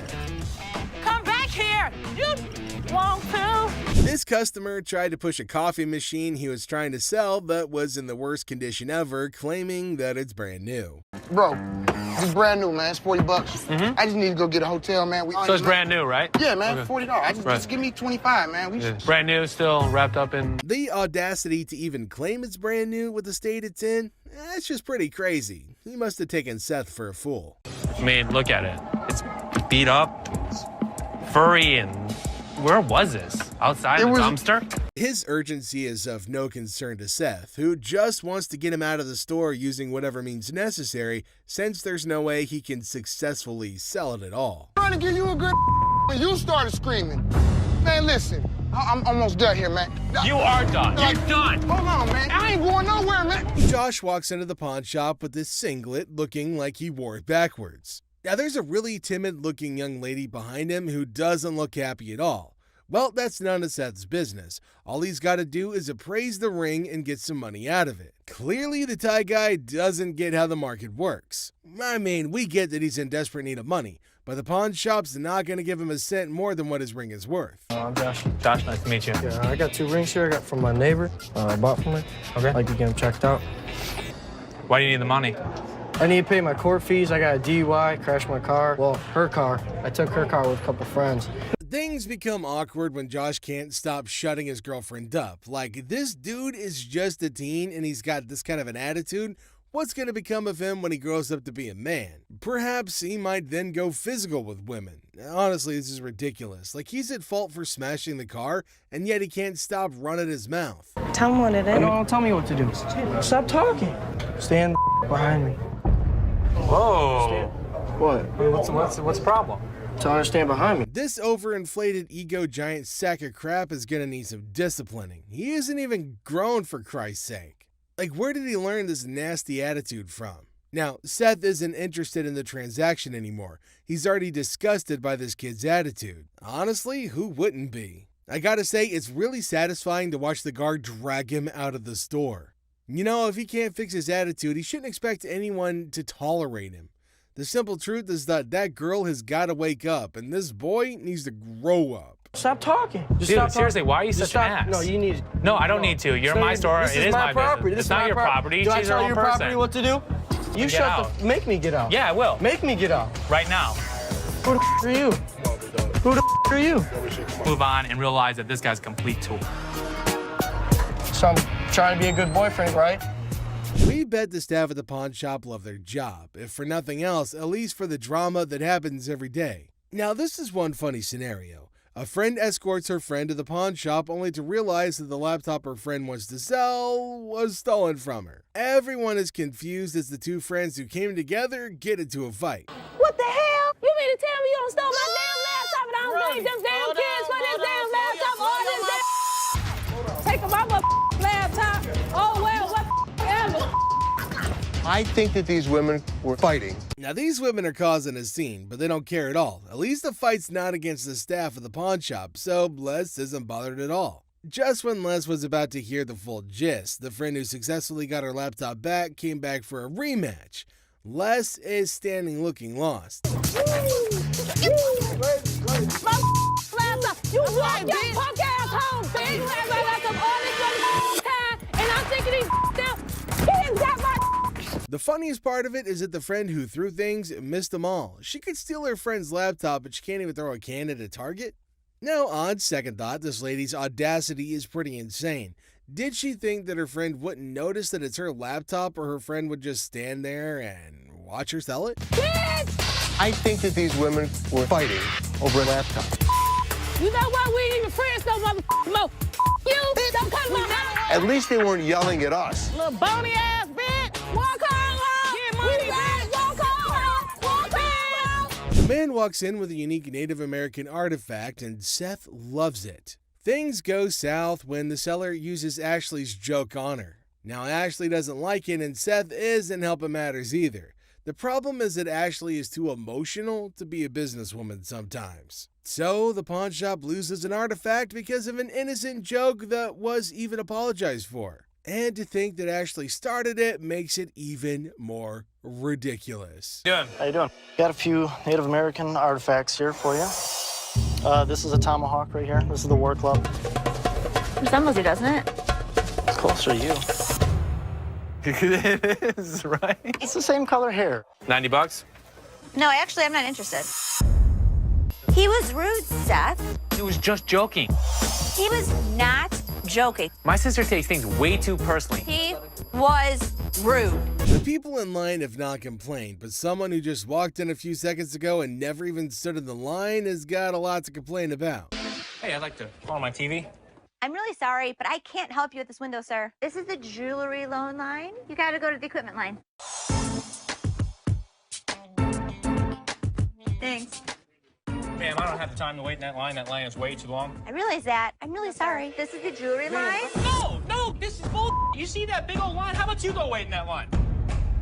Seriously? Yes, that is a long line. For a second, we thought that Ashley would go over to Seth's side and help the customer, so the customer can't talk properly. He's not entitled to any form of hospitality. I will take your TV gladly. I'm gonna give it to Byron, okay? You're never gonna walk in here. Oh, no, I'm not screaming putting up at with me. this.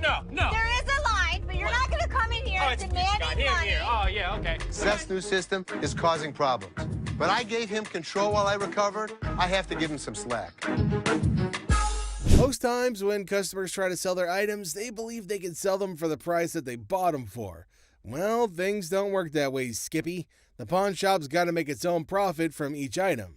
After all, this isn't exactly a charity drive. Throwing a tantrum's not going to make Seth buy it for $100 either. I'm trying to see how much I can get for this. I'm trying to get at least $100 for it. $100? Yeah. I won't even be able to sell it for near that. $20. What the hell you mean? I'm more or less helping you than anything. Man, I'm gonna need more than $20 for this, man. All right, where's your money? I'm the manager. Oh, you are the manager? I'm the manager. You the manager? I'm the Give manager. me more than $20 for this. I've been waiting for an hour. Les comes in to find out the cause of the commotion and gets roasted by the customer. Les goes insane with the money and the customer hits him. Don't know. Huh?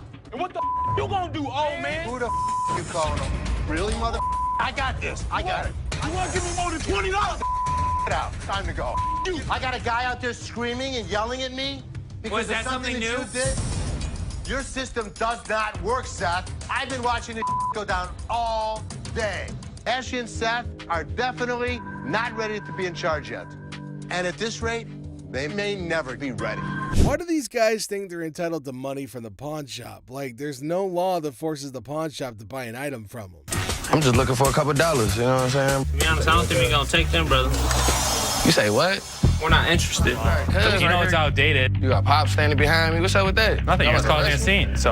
Y'all about to rush me or something? I mean, you too close anyway, homie. You too close. You steady getting close. How about that? Come on now, this is a really outdated television. Does she think that this is a historical artifact or something?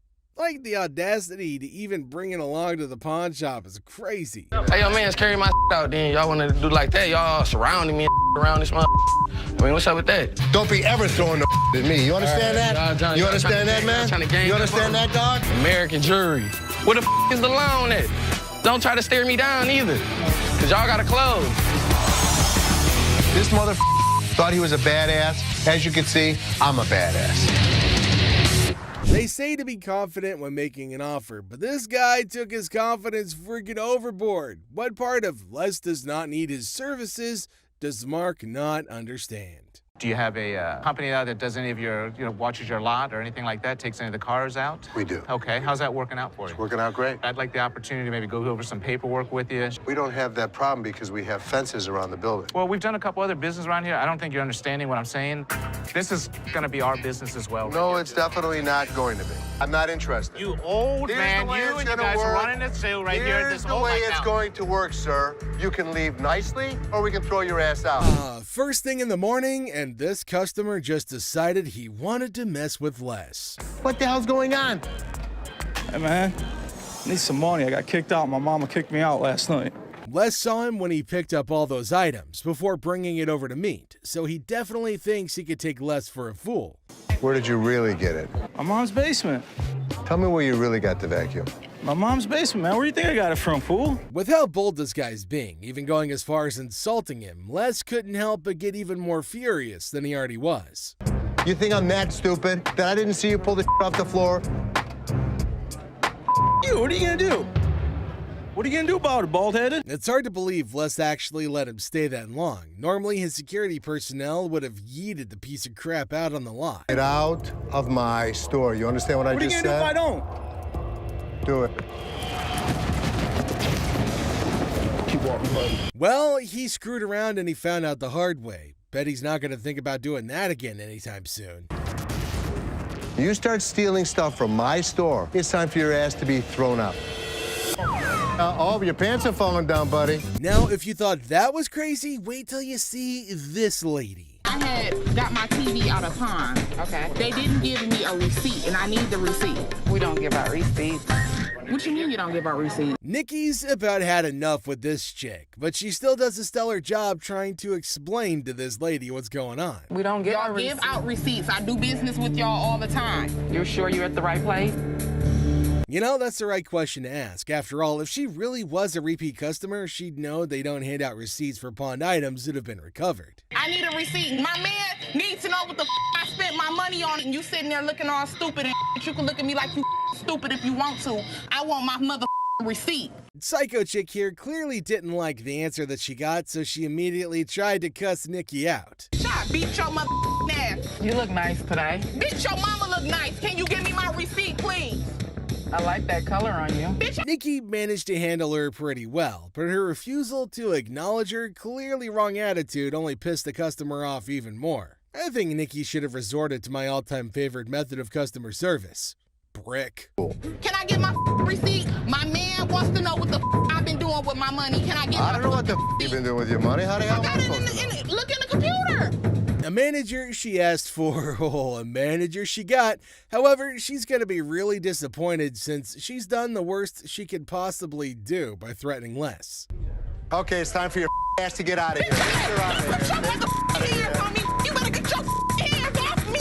You better get your bitch. Oh, no, the Hopefully that overdramatic fall is going to make her rethink things on the way out. Don't let the door hit you where the good Lord split you, psycho lady. Raising your voice does not get you better service. The only thing it does is get your ass thrown out of here. Y'all don't know who the my people been. Here's another time Nikki had to deal with another crazy customer who came in to make some very unreasonable demands. My what? ID or your ticket. I don't have no ticket or no ID. My stuff was stolen and pawned. So what's the point of getting her name when she wasn't the one who pawned the item in the first place? It just makes no sense. We need him or the tickets or... What you need him for? He ain't even nowhere around. Is it his name? Lucy, I'm gonna call you back. If her grown boyfriend doesn't know his way around, how did he make his way to the store then? And if she really was in the right mental space, she should have known that she could just, bring him along. Well, you have to make a police report. I need my stuff, a police report. Do it like I called the police. Since she clearly said it was stolen, a police report would have been the next best thing to do, apart from getting the thieves to come get it for her instead of going on a crazy rant. But if it was rational, we wouldn't be covering it. So did you make a police report? Can't do it back here? I'm not the police. Look, I just want my... Ashley's not one to back down from a challenge, so when this lady threatened to get violent with her, she immediately stepped up to that challenge. #popcorn. I'm not leaving out of here. I get my out. Now. I'm not leaving out here till I get my... The door's right there. Seems she was at least conscious enough to know that there's no way she could ever dare touch Ashley with security around. Kathleen. Okay. Oh, please. Bye. See ya. No. Next up is this crazy lady who came in yelling her lungs out in the store without minding the fact that she'd be inconveniencing others with her really loud bellows. Also, she might want to choke down a mint. I could smell that crap from here. Me like that, who the hell you think you talking to? No, I'm talking to you. You know what? I'm gonna come and show your bitch ass. If she knew she wanted privacy, then she could have tried to, make her call more freaking discreet. Ma'am. Hold on. Hey, lady, miss. This is our... Don't follow me. Do not follow me. Okay, well, I can't have you screaming like this, so what do you want me to do? You know what? Hold on. Let me finish with this lady, because I don't know who the she is. When Ashley insistently begged her, she finally decided to end the call. Unfortunately, that didn't stop her from continuing to yell at the top of her lungs. Some babies just need a bottle and a burping. Miss, get somebody to help me, please. What do you need help with? I'm gonna need some help with my rings right here. Take off your ring? Wait, you just walking up on me, like, can you see my rings? I don't even know who you is. Ashley decided to adopt a really funny tactic in dealing with this particular crazy lady. She decided to annoy her until she leaves. If only that worked with my in-laws. Can somebody else help me? Because you... Ma'am, I can help you walk out the door. No, you're not gonna help me walk out the door, because I'm not going out the door until I get some help. That's what I came in here for. Now, can somebody help me other than you? No. Ashley seemed to be having fun dealing with this particular crazy lady, and there's no way she's gonna turn back now. Follow me no more. I won't come back in this bitch. All the motherfucking times I've been coming in here giving y'all my motherfucking and this is how I'm getting treated, y'all. Plus, kids, this customer, who's trying to sell a watch she apparently got from his grandmother. I'm working, trying to get home though. It's too cold. Well, you should have on a jacket. What you got here? That's a watch my grandmother gave me. Les says check the item out and he's found a problem that could make the watch as worthless as it could possibly get. Yeah, you see this discoloration on the side? No. You don't see the rose color metal in there? Looks like copper? They already have watches of better quality than that particular one, so why would they even bother to buy something that's somewhat worth less to them? I've been here since the day it opened because I own it. Do you have a manager here? Me. Unless you're bullshitting me, man. He's stuck and away from home, which is pretty tough, to be honest, but there's nothing Les can really do to help him out at this point. Oh, man, this week. I understand that, but it's got no value. It does have value. How about your chain? You want to pawn me your chain? Since he was slowly becoming quite irate, Les had no option but to introduce him to his jeweler. Have you talked to my jeweler? Yes, sir. Here you go. Now, this guy's been in the jewelry business all of his life. He wants a $500 loan on a watch. What can you do with it? The insults he kept on spouting with reckless abandon just ended up pissing Les off some more, so he eventually decided to take some drastic measures. Give me my mother, man. Come over here and pick this bitch up. Or what? It's a piece of you. Yo, you, get him here. Let's go, my man. Have a good day, sir. You know, he really shouldn't have done that. Now he gets to face the consequences of his actions. Have a good day, sir. You're a bitch, man. Yeah. Guess the bitch won this one, all right? After reading through one of their ads, this lady came over to make a very odd inquiry. I was trying to find out because your sign was saying that I can get 30 days of free cash. Well, she read all right, but she didn't quite understand it at all. It's saying if I brought a friend with me that I can get 30 days of free cash. It's for an interest-free loan. If the store really did what she thought the sign said, they probably would have been out of business within the first few weeks. You're just misreading it. No, you're misreading it. That's not what the y'all sign is saying. Bitch, it says I get free cash for 30 days in this mother. Seth tried his best to explain things to this woman, but she just wouldn't accept the fact that she made a mistake and decided to make a fool of herself instead. The pawn. Come on now, you don't have the time. I'm the Instead of screaming, can you read? Read what it said. I can read. I can read. People was waiting to get in the Pretty vexed by this woman who's been holding up the line with her nonsense, a customer decided to jump in to fight her. I don't know you, bitch. People don't get on your ass. You got to know you. I come up here. Now, there's no way they were going to let them carry on with their brawl in the store, so they immediately pushed them out. Oh, come on, what I bitch? If you on the mouth, bitch. They really wanted to go at it, so we let them go at it in the parking lot for a little minute. This customer came in hoping to pawn his rosary, claiming it was an antique. It's been passed down from generation to generation to generation. Now it's mine, and I'm trying to put you in the game with this crystal. Just because it's old doesn't make it a really valuable item, but it seems this man doesn't want to acknowledge that at all. So, how much can I get? Well, you can't get anything. It's not diamonds, it's not gold, it's just crystals. Honestly, I think Les has said all there is that needs to be said, but we'll just have to, make things clear. He's got no other choice than to repeat himself. How much would you pawn this for? I won't take that in pawn because we only take precious metal. Well, this is precious. To you. To me. With his demeanor through this whole thing, it's pretty clear at this point that this guy's gonna be trouble. Work something out, man. No, I can't take it. I'm sorry. Well, I think you need to work something out with me, man. Trying to strong-arm the poor guy isn't exactly the right way to conduct business. Tell him it's antique, man. Nope, it's not antique, bro. I don't want to talk. Me and you. No deal. Deal.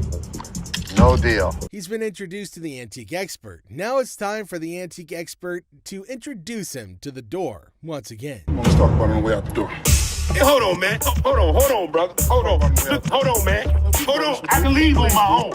Hey. This customer is saying something about a gift and how she needs a refund. How are you? My niece bought me some earrings from here. Oh, that and when was she nice. bought them, one of the diamonds was missing, and I wanted to know, can I get my money back? Do you have the receipt? No. Do gifts come with a receipt? If she really did get that as a gift, wouldn't it have been better if the individual that gifted it came over with the receipt instead? The first problem, you don't have the receipt. If you had a receipt, it would look like this. I know what a receipt would look like if I had one. But that's not the only thing she's got with the whole thing, though. No cash. On the receipt, it says no cash refund. One more problem that's really key to this whole thing. These are fake. This woman didn't like what Ashley told her, so she tried to tarnish their image with the other customers in the store. Excuse me, anybody buying any jewelry from here? Don't get no more jewelry from here, because this ain't good. Hey. Ashley, like this whole thing might just be an elaborate scam. Instead of just tossing her out, she was kind enough to give this woman options to choose from. 2 options. You pick whichever option you want. You can leave. No, I ain't going nowhere. Second option is you can get the receipt and then Since they asked her to leave nicely and she didn't, they had no choice but to resort to a more forceful approach. How you doing, Joe? Show you to the front door. Wait a minute, now get your hands off. I guess you're leaving. I'll be back. See you then. This customer came in to pay off the interest on an item she's pawned earlier, even though it was way past the due date. How are you? I don't know. I'm about to see. Okay. So you want to pay off your interest today? Yeah. From how snappy she was being, it was only natural she'd eventually end up on Ashley's bad side. Okay. You owe $50.60. How much? $50.60. Where the that come from? The moment Ashley told her how much she owed, she went on a very huge rant in a fit of rage. I owe $50 for actually, my ass. I didn't know somebody that age knew so many swear words. Like, it was just, wow. She's speaking so fast that it's really tough to understand what she's trying to say at all. It's like nobody understands the words coming out of her mouth. Getting riled up and screaming spooks me out. Okay, well, let's catch up again. Spook that job. Yes, spook that job. What can I say? Ashley tried to be as patient as possible with her, which is a first if you're new to the show. It's called Yiddish. What the is a Yiddish? Yiddish with a Y. Well, I understand that either. I understand Ethiopian. How about that? The customer would eventually wear her patience thin with her obnoxious attitude. You can pay after interest. Actually, you have 3. You can pay after First interest. it was 1. First it was 2. Now it's 3. Can you please make up your damn mind and tell me what the I gotta do? Just like she's always done, Ashley decided to screech her answers back in an attempt to match your energy, since her previous attempts didn't really get very far. Okay, then go pay $50.60 and come back when you want to. Where the is your boss at? I'm the boss. Now what? Looking a bit worse for wear, this customer brought in a set of fur coats. I'm good. How are you? Well, actually, I got bills to pay. I'm trying to get rid of some things. So how much money do you need? I need about $415. So $415? Even without being a professional, it's pretty clear to see that these coats are not made from real fur, to speak less of being made of lamb. This isn't lamb. That is lamb. That's not lamb. What is that in? That's lamb, honey. That's not real fur. I'm not gonna take that. There's no way she's gonna be walking away with what she thought she would, or anything at all for that matter. This is Ashley that we're talking about, and she hasn't taken a fancy to even one of the coats. I'll take this one. $40. Who? $40. 4D? Are you serious? No, you're not serious. She was trying to milk as much as she could off of that one deal, but Ashley is dead set on her offer. Okay, give me $80. Come on. I can't. Sure you can.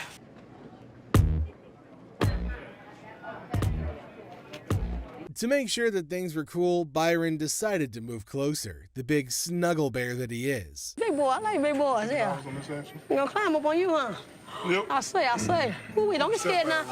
Come on, Red Ride. Who's that? Of all the customers he's met, this lady's probably the first one who's walked out of the store in a very jovial mood. Come on, keep your eyes on prize. Yeah, baby. Took it. Yeah, daddy. This customer was trying to sell a piece of jewelry that didn't exactly hit the specific weight to make him eligible to get the amount that he wanted to sell it for. It doesn't weigh enough for us to take it. Ain't no gravity in my... That's a pretty bold request that he's made, especially to an employee of said store. He wants me to take my jewelry off and put it with his so I can give him more than $5. $5. I'm sorry. That's all we can go. We're just not interested. $5. We're not interested. Before he can hold everyone else up, Les manages to get him away from the window. Thank you. So I can't get nothing for it? Nah, Ain't nothing gonna work? We're not interested. Ain't nothing go with it. I don't know what else you got to go with it. I ain't got nothing to go with. I'm asking y'all for something to go with it. Instead of just getting out of the store after all their business is over, this man decided to take a seat in one of the chairs in the store, which is a big no-no. No, he can go. I can't get a little bit from that. Hold on, man. Since he was being quite irrational, they decided to carry him out of the store, screaming and kicking. Can't get what I'm getting for. That's bull. That's bull. Let's go up the game, Beth is used to loud and rude customers, but this is the first time a customer tries to flirt with him. It throws Seth off balance for a second, but he proves that he's a businessman to the bone. What's your name again? I'm Seth. Oh, you cute. Yeah. Focus. Let me see your ring. Are you married? I'm good. That mean you're married? I'm good. Seth gives the woman his offer for her items, and she replies with an interesting counteroffer. Neither Seth nor Rich are willing to take up her offer, but Seth might know someone who will at least consider it. You want to taste it, Rich? I'm good. Rich, you just offered. Dude, listen, I wouldn't move in on your action. Hey, Rick. Would you suck on that pacifier for $20? Rick reluctantly rejects the earlier offer, but Seth raises the stakes and makes an offer his employee can't resist. Everyone enjoyed that, even Rick, especially Rick. I'll buy you lunch for the week.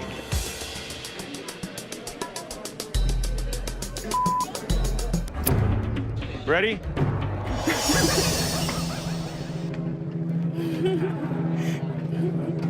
Seth closes a deal with the pacifier-sucking lady, and we can all agree that he made the best of the deal in every way. Would you suck it for 20 bucks? So 300. Sure. You want to do it? Great.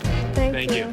For $300, she got a good deal and we got a good deal. This customer walks in with Travisky crystals. Seth has no idea what the hell these crystals are, but he knows what this woman has is not real. My grandmother gave me that ring before she passed away, and she told me that they were Travisky crystals. I'm not interested in your crystals. No, I'm not going anywhere until you give me some money for my crystals. Do you not understand English? The crystals may be fake, but not everything about this lady is fake, and she does her best to make that point to Seth. Me, personally, I'd rather buy a Kyber crystal. Something that's real. Really? These right here, they're real. They're real. Can I get some money for those?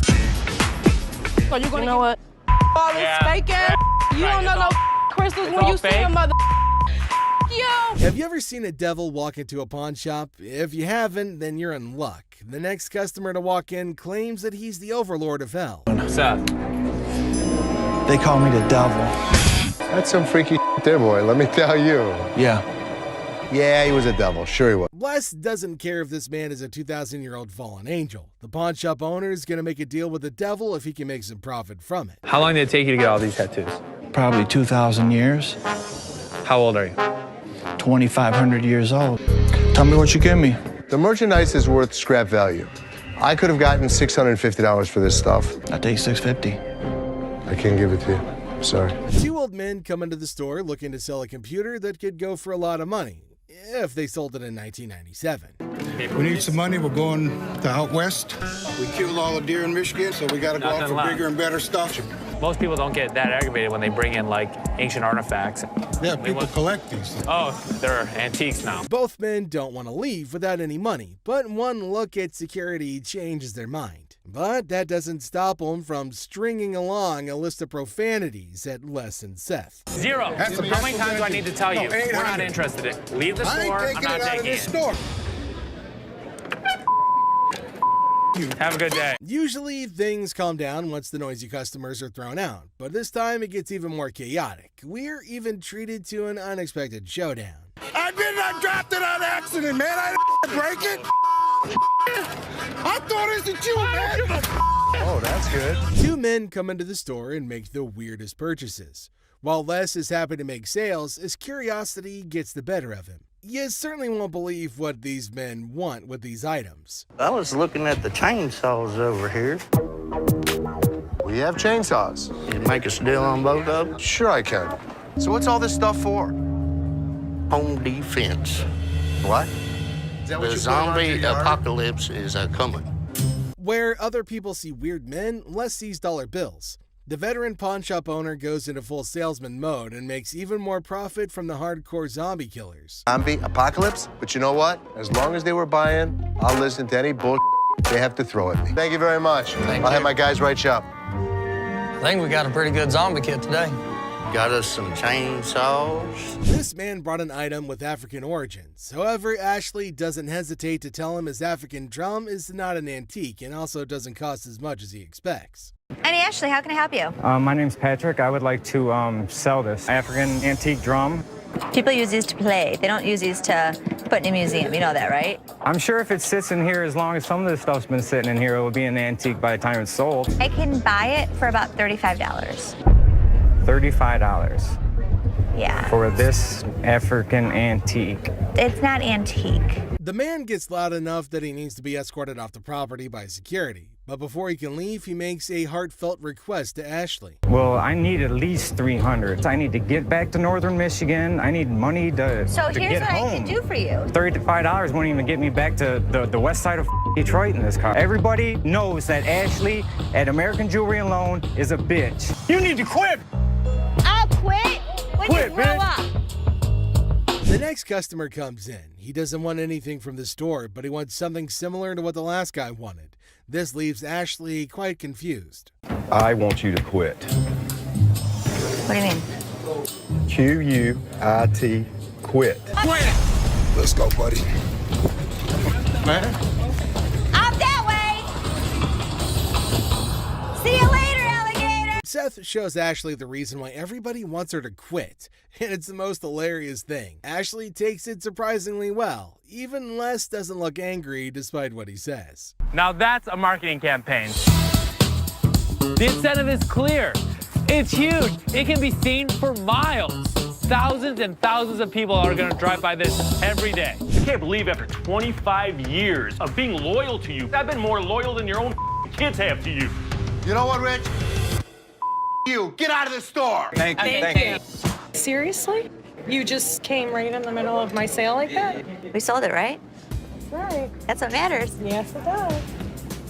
I cannot wait till Uncle Les comes back. Well, ask one more time. Did you say get out of my way, you bitch? I told him you're a long bitch. Get the real line. Thing that we have to offer is customer service. You could learn something from me. A rose near two thorns. Les, I'm just doing my job. I'm very proud of you. A rose between two thorns. Vomit. I told everybody, the next person that up is gonna be fired. You put me in a position that you were the next to go. What do you mean? Couple little screw-ups, and all of a sudden now you're contemplating on letting me go? There weren't little screw-ups, Rich. Compared to what I've done for you for 25 freaking years? If I don't go forward with the things that I threatened everybody with, nobody will take my word for anything. And you even gave him the chance to have the opportunity to come back. How many chances can you give this guy? Brian, can you give me a minute? Absolutely. How many chances can I give this guy? Ashley, how many chances can I give you? Me? You. Bobby Jake taking care of this customer. What is the first thing you see? 3 rings on the showcase. That's not allowed. Right. So one item out at a time. Trying to settle a complaint of the use of abusive terms in the workplace, Les calls for Tony in an attempt to investigate. Sit down, please. Yes. It's been brought to my attention that you have told Linda to get away from me, you bitch. Prove it. I ain't did nothing. Les is pissed with the gutsy move Tony pulled when he refuses to speak the truth, asking for proof instead. Tell me the truth. I did nothing but sold it, coat to a customer of mine. Les tries to make Tony confess by taking what he considers a softer approach. Tell me the truth and you'll be okay. It don't matter. I'm gonna lose anyway. What's the difference to me? Whatever y'all gonna do, man. What kind of attitude you got with me? It ain't you. Come on, man. You know what I'm going through out here. You know what she's doing on purpose. Do I give a as long as you make the sales? I make the sale. After trying one last time, Les manages to get a confession out of Tony. Well, ask one more time. Did you say get out of my way, you bitch? I told him you're a long bitch. Get the real line.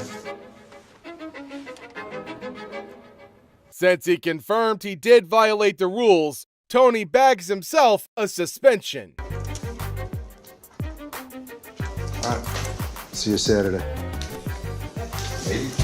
Although he successfully delivered punishment to Tony, Les failed as a boss when he refused to try to know what could have led to the issue. How many chances can I give this guy? Ashley, how many chances can I give you? Me? You. Seth calls in Ashley, Seth, and Karen over to his office to go over the results he got from their mystery shopper. So I got the results back from the secret shopper. It's going to show you exactly what they saw when they walked through the front door. The trio listens with rapt attention as Les goes over their performances.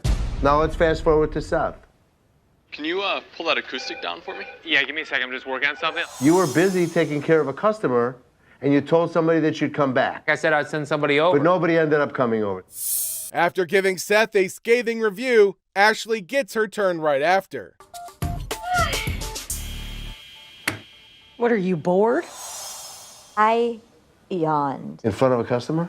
Maybe that happened one time out of like maybe the past 20 years that I've been here.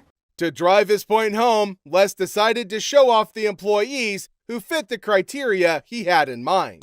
Look at how Linda took care of this person. This would run you $1,700 here. Professionally. Look at JT. It's full HD, that's the best way to go. To add salt to injury, Les reveals Karen had done much better than they did. Let me show you who got a 98 out of 100. Karen. Look at the way that she's handling the customer. This is a beautiful piece. I absolutely love it. Look at how she closed the deal. I'm so happy I was able to help you today. 98. 98. The most important thing that we have to offer is customer service. Les's insults and hard-ass approach managed to tear a rift between the siblings and their cousin's relationship, which was already horrible from the onset. A rose near two thorns. Les, I'm just doing my job. I'm very proud of you. A rose between two thorns. Vomit. While making rounds through the shop, Les finds out Rich wasn't in his post. Where the hell is he? Rich! Seeing that Rich had left the business in a bid for pleasure, Les calls him over for a chat in his office. I'm looking for you in layaway. Where the hell are you? I gotta sit in layaway all day long and just wait for something to happen. I needed to take care of something that was out on the floor. Les threatens to fire Rich, who had been a loyal employee at the shop for over 20 years. Karen attends to a couple who come in looking to buy a ring. Can I try it on? You sure can. It's beautiful. The lady seems to think the ring isn't the right fit, so she asks to see more before she can make her choice. What about the color and and clarity? It's a white gold band. You're looking at about a carat. Karen, being as helpful as she can, tries her best to give the details of the ring the lady picked. However, she seemed a little bit unsure with the way she was explaining, so Ashley approached with the hopes of helping. Yeah, it's round stones. Oh yeah, these are round stones, and these are all G color, VS clarity. How much about for that one? This one is going 1,000. Karen tries to tell Ashley off since she believed she was trying to snatch the deal away from her. You want to show her this one, explain it to her? Sure. This is round stones, baguettes, in the center here. Could you tell me a little bit about the color and the clarity on that one? Actually, Ashley, here you go. Yeah, these are G color. The radiant of the round diamonds are gorgeous. Ashley manages to snatch the sale by pitching in without consulting Karen, who started the whole thing, leading to her having an even more unfavorable impression of her. Thank you, Ashley. Thank you. Appreciate it. Go ahead and walk over to the window and we'll get it written. Okay, for you. thank you. Thank you. Seriously? You just came right in the middle of my sale like that? We sold it, right? That's right. That's what matters. Yes, it does. The conversation starts normally enough. You might even call it pleasant. Hello. Hi, how are you? I'm good. How are you? The intent behind the customer's visit to the shop is adorable, but the valuation of her gadget is high. It's worth less than $500 to Ashley. How much would she be willing to give to the devoted girlfriend? Oh, I should give her. Yes. This is a pad. I should barely get like $500 for it. I need a laptop. This has happened before. I'm waiting for 20 minutes and Roddy doesn't show up to get this laptop, like if he's on break or if he's gone. The manager that I asked didn't come get the laptop, so I'll just... Leslie decides to fire Justin since his actions breached his trust. You broke my trust. And because of that, Justin, you're fired.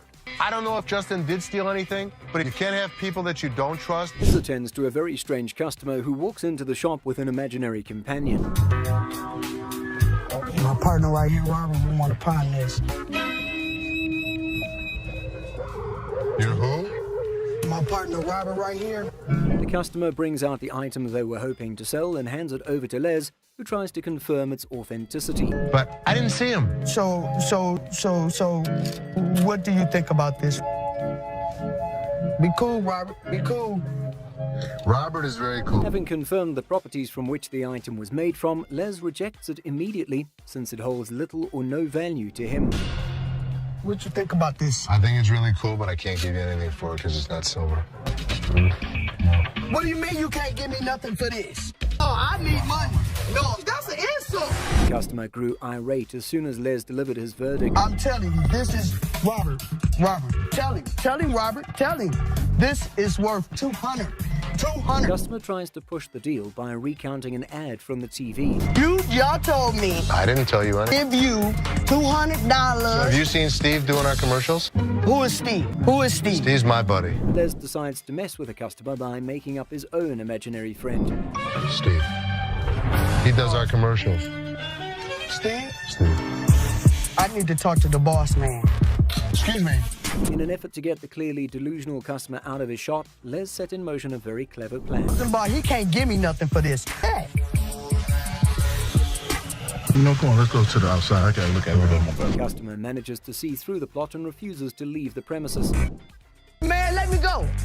No, man. Left with no other choice, the customer was forcefully escorted out of the shop. You know what? Yeah. And you know what? I'm not coming back to you. And you know what? Have a nice day. To get rid of the customer for good, Les decides to humor the customer by bringing the customer's imaginary friend over to the parking lot. Be careful, Robert's here. Sorry, Robert. I got him for you. Oh, you got Robert for me? Here you go, here you go. Yeah. Thank you, because I went off and left him. Here you go. I'm not coming back no more to your damn store. A man walks into the shop with hopes of trading in his faulty phone for another. Hey, what's up, dog? How you doing? I just got this phone that I bought here like 2-3 days ago, and that... Did you download a camera function? No, it clearly got a camera. Why would I have to download it? Just asking. The customer reveals he didn't bring a receipt with him, a very fatal mistake. Receipt. Just get me enough. That's all I'm asking for. As soon as you give me that receipt, I can see what I can do for you. So Clearly, I have you to need tell to you fix this that or... without the receipt, there's nothing I can do for you. And getting Somebody. Rich tries to turn the man away. However, he remains unrelenting. Ago, yeah, you did, cuz. What kind of phone is it? It's an iPhone, clearly. Yeah, but we haven't had one of those out for sale since I've been here in 6 months. I mean, I just seen you in 2 weeks. The customer tried to point out the employee who sold him the phone. However, he outed himself as a liar when he made mention of a time frame different from the one he called out earlier. Buy that from us. Yes, I clearly did. Thank you very much. I appreciate you coming on over here. You can go back to selling that computer. No, hold on. No. Don't touch him and let him go. Man, you and your mohawk, shut the hell up. My mohawk doesn't talk. I talked to the manager or somebody. The goatee is the manager, and he's telling you to either give me a receipt or get the hell. Without any evidence to back the man's claim, Rich asks him to take his leave. These phones right here, what about that one right there? Did that one work? Pull the things up over your ears a little because you clearly can't hear me. There, it's all. Don't work. It's a simple question. That don't work. You know what?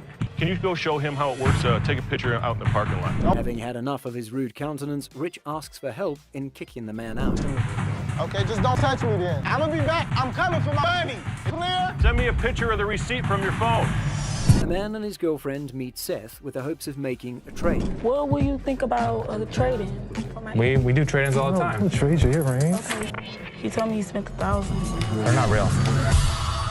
They not real. No. The man tries to stop his girlfriend from trading in the earrings he got for her so he can cover his lies. So you mean you lied to me? No, I didn't lie to you, baby. But he just sat up here and said that they not real. You don't know what you're talking about. You don't know what I'm talking about? You think I'm just some type of fake ass bitch to just buy me some fake earrings? I can play. Why would you buy me some fake earrings? So Despite the man's continuous attempt to calm her down, the lady gets more ticked off, almost to the point of assaulting him in a fit of rage. So you gonna buy me some fake ass earrings? Fake ass earrings? You gonna buy me some fake ass earrings? Let's do it. To eventually make their way out of the shop to sort out their differences. Touch me. Do not touch me. Let me go. Start a relationship. I'm done with you. I'm done with you. Baby. And you a stupid ass motherfucker. The woman accuses Ashley of selling a fake item to her. Hi. How you doing? Good, how are you? I asked for a chinchilla scarf. Yeah. And you sold me a rabbit. This look like chinchilla to you? How much did you spend? Do you remember that? I know I spent the grip. Grip. Ashley tries to get a handle on the situation at hand. Okay. How do you know it's rabbit? I guess my girl told me. She threw it back at me and told me this ain't chinchilla, this is rabbit. After the customer revealed how she came to the conclusion that the item was a fake, Ashley denies having sold the item to her. I didn't sell you this. You sold me this. Do you have your receipt? I don't have a receipt. It's in your... The receipt's in my... To confirm if she really bought the item from the shop, Ashley asks for a receipt. However, the woman maintains a confrontational stance. You sold me this for real. I ain't leaving here until I get money back. That is Bub money right there. Ashley could only stare in shock as the woman put out her argument. Look at it. It's flat through there. Look at that. Ain't nothing chinchilla about it. I want my money now. Take that home if you want to, but I want my money, that's all. That was nice on you. Whatever. Byron tried to escort the woman out of the shop before the situation got worse. Man, I spent your money up in this bitch. Why you so violent, girl? Go on up out of here. Try to be nice to you. Now you're gonna leave it? You wear that. Two ladies walk into the shop, heading over to the redemption section of the shop to reclaim a ring they'd allegedly bought. That's my ticket, and I found my ring. This isn't our ticket. What do you mean it's not your ticket? Tap. Ain't that all stupid folk read, right? The employee attending noticed something wrong with the pawn ticket they brought in immediately. Say something. The ticket is a counterfeit ticket. No, nothing. Or $9,000. And if you ain't got it, come from behind this glass so I can whoop. I'll go get Les to go get it. Les decides to head over to confront the woman who had taken to harassing his employee when she failed to bow to their demand. Come on, Les. I drove all the way home to get that ticket. Uh-huh. Okay. And I need to make sure it's here then. Not our ticket. What you mean it ain't your ticket? It say American Jewelry? And it may say that. No issue. The issue is this is a counterfeit ticket. When Les reveals the ticket they brought in is a fake, the two quickly beat a hasty retreat, all while threatening to bring in a lawyer. Y'all some Y'all some straight up Bet you y'all gonna pay me for this $10,000 ring. Of course we are. I will be back with my attorney. I'll be more than happy to explain it to them.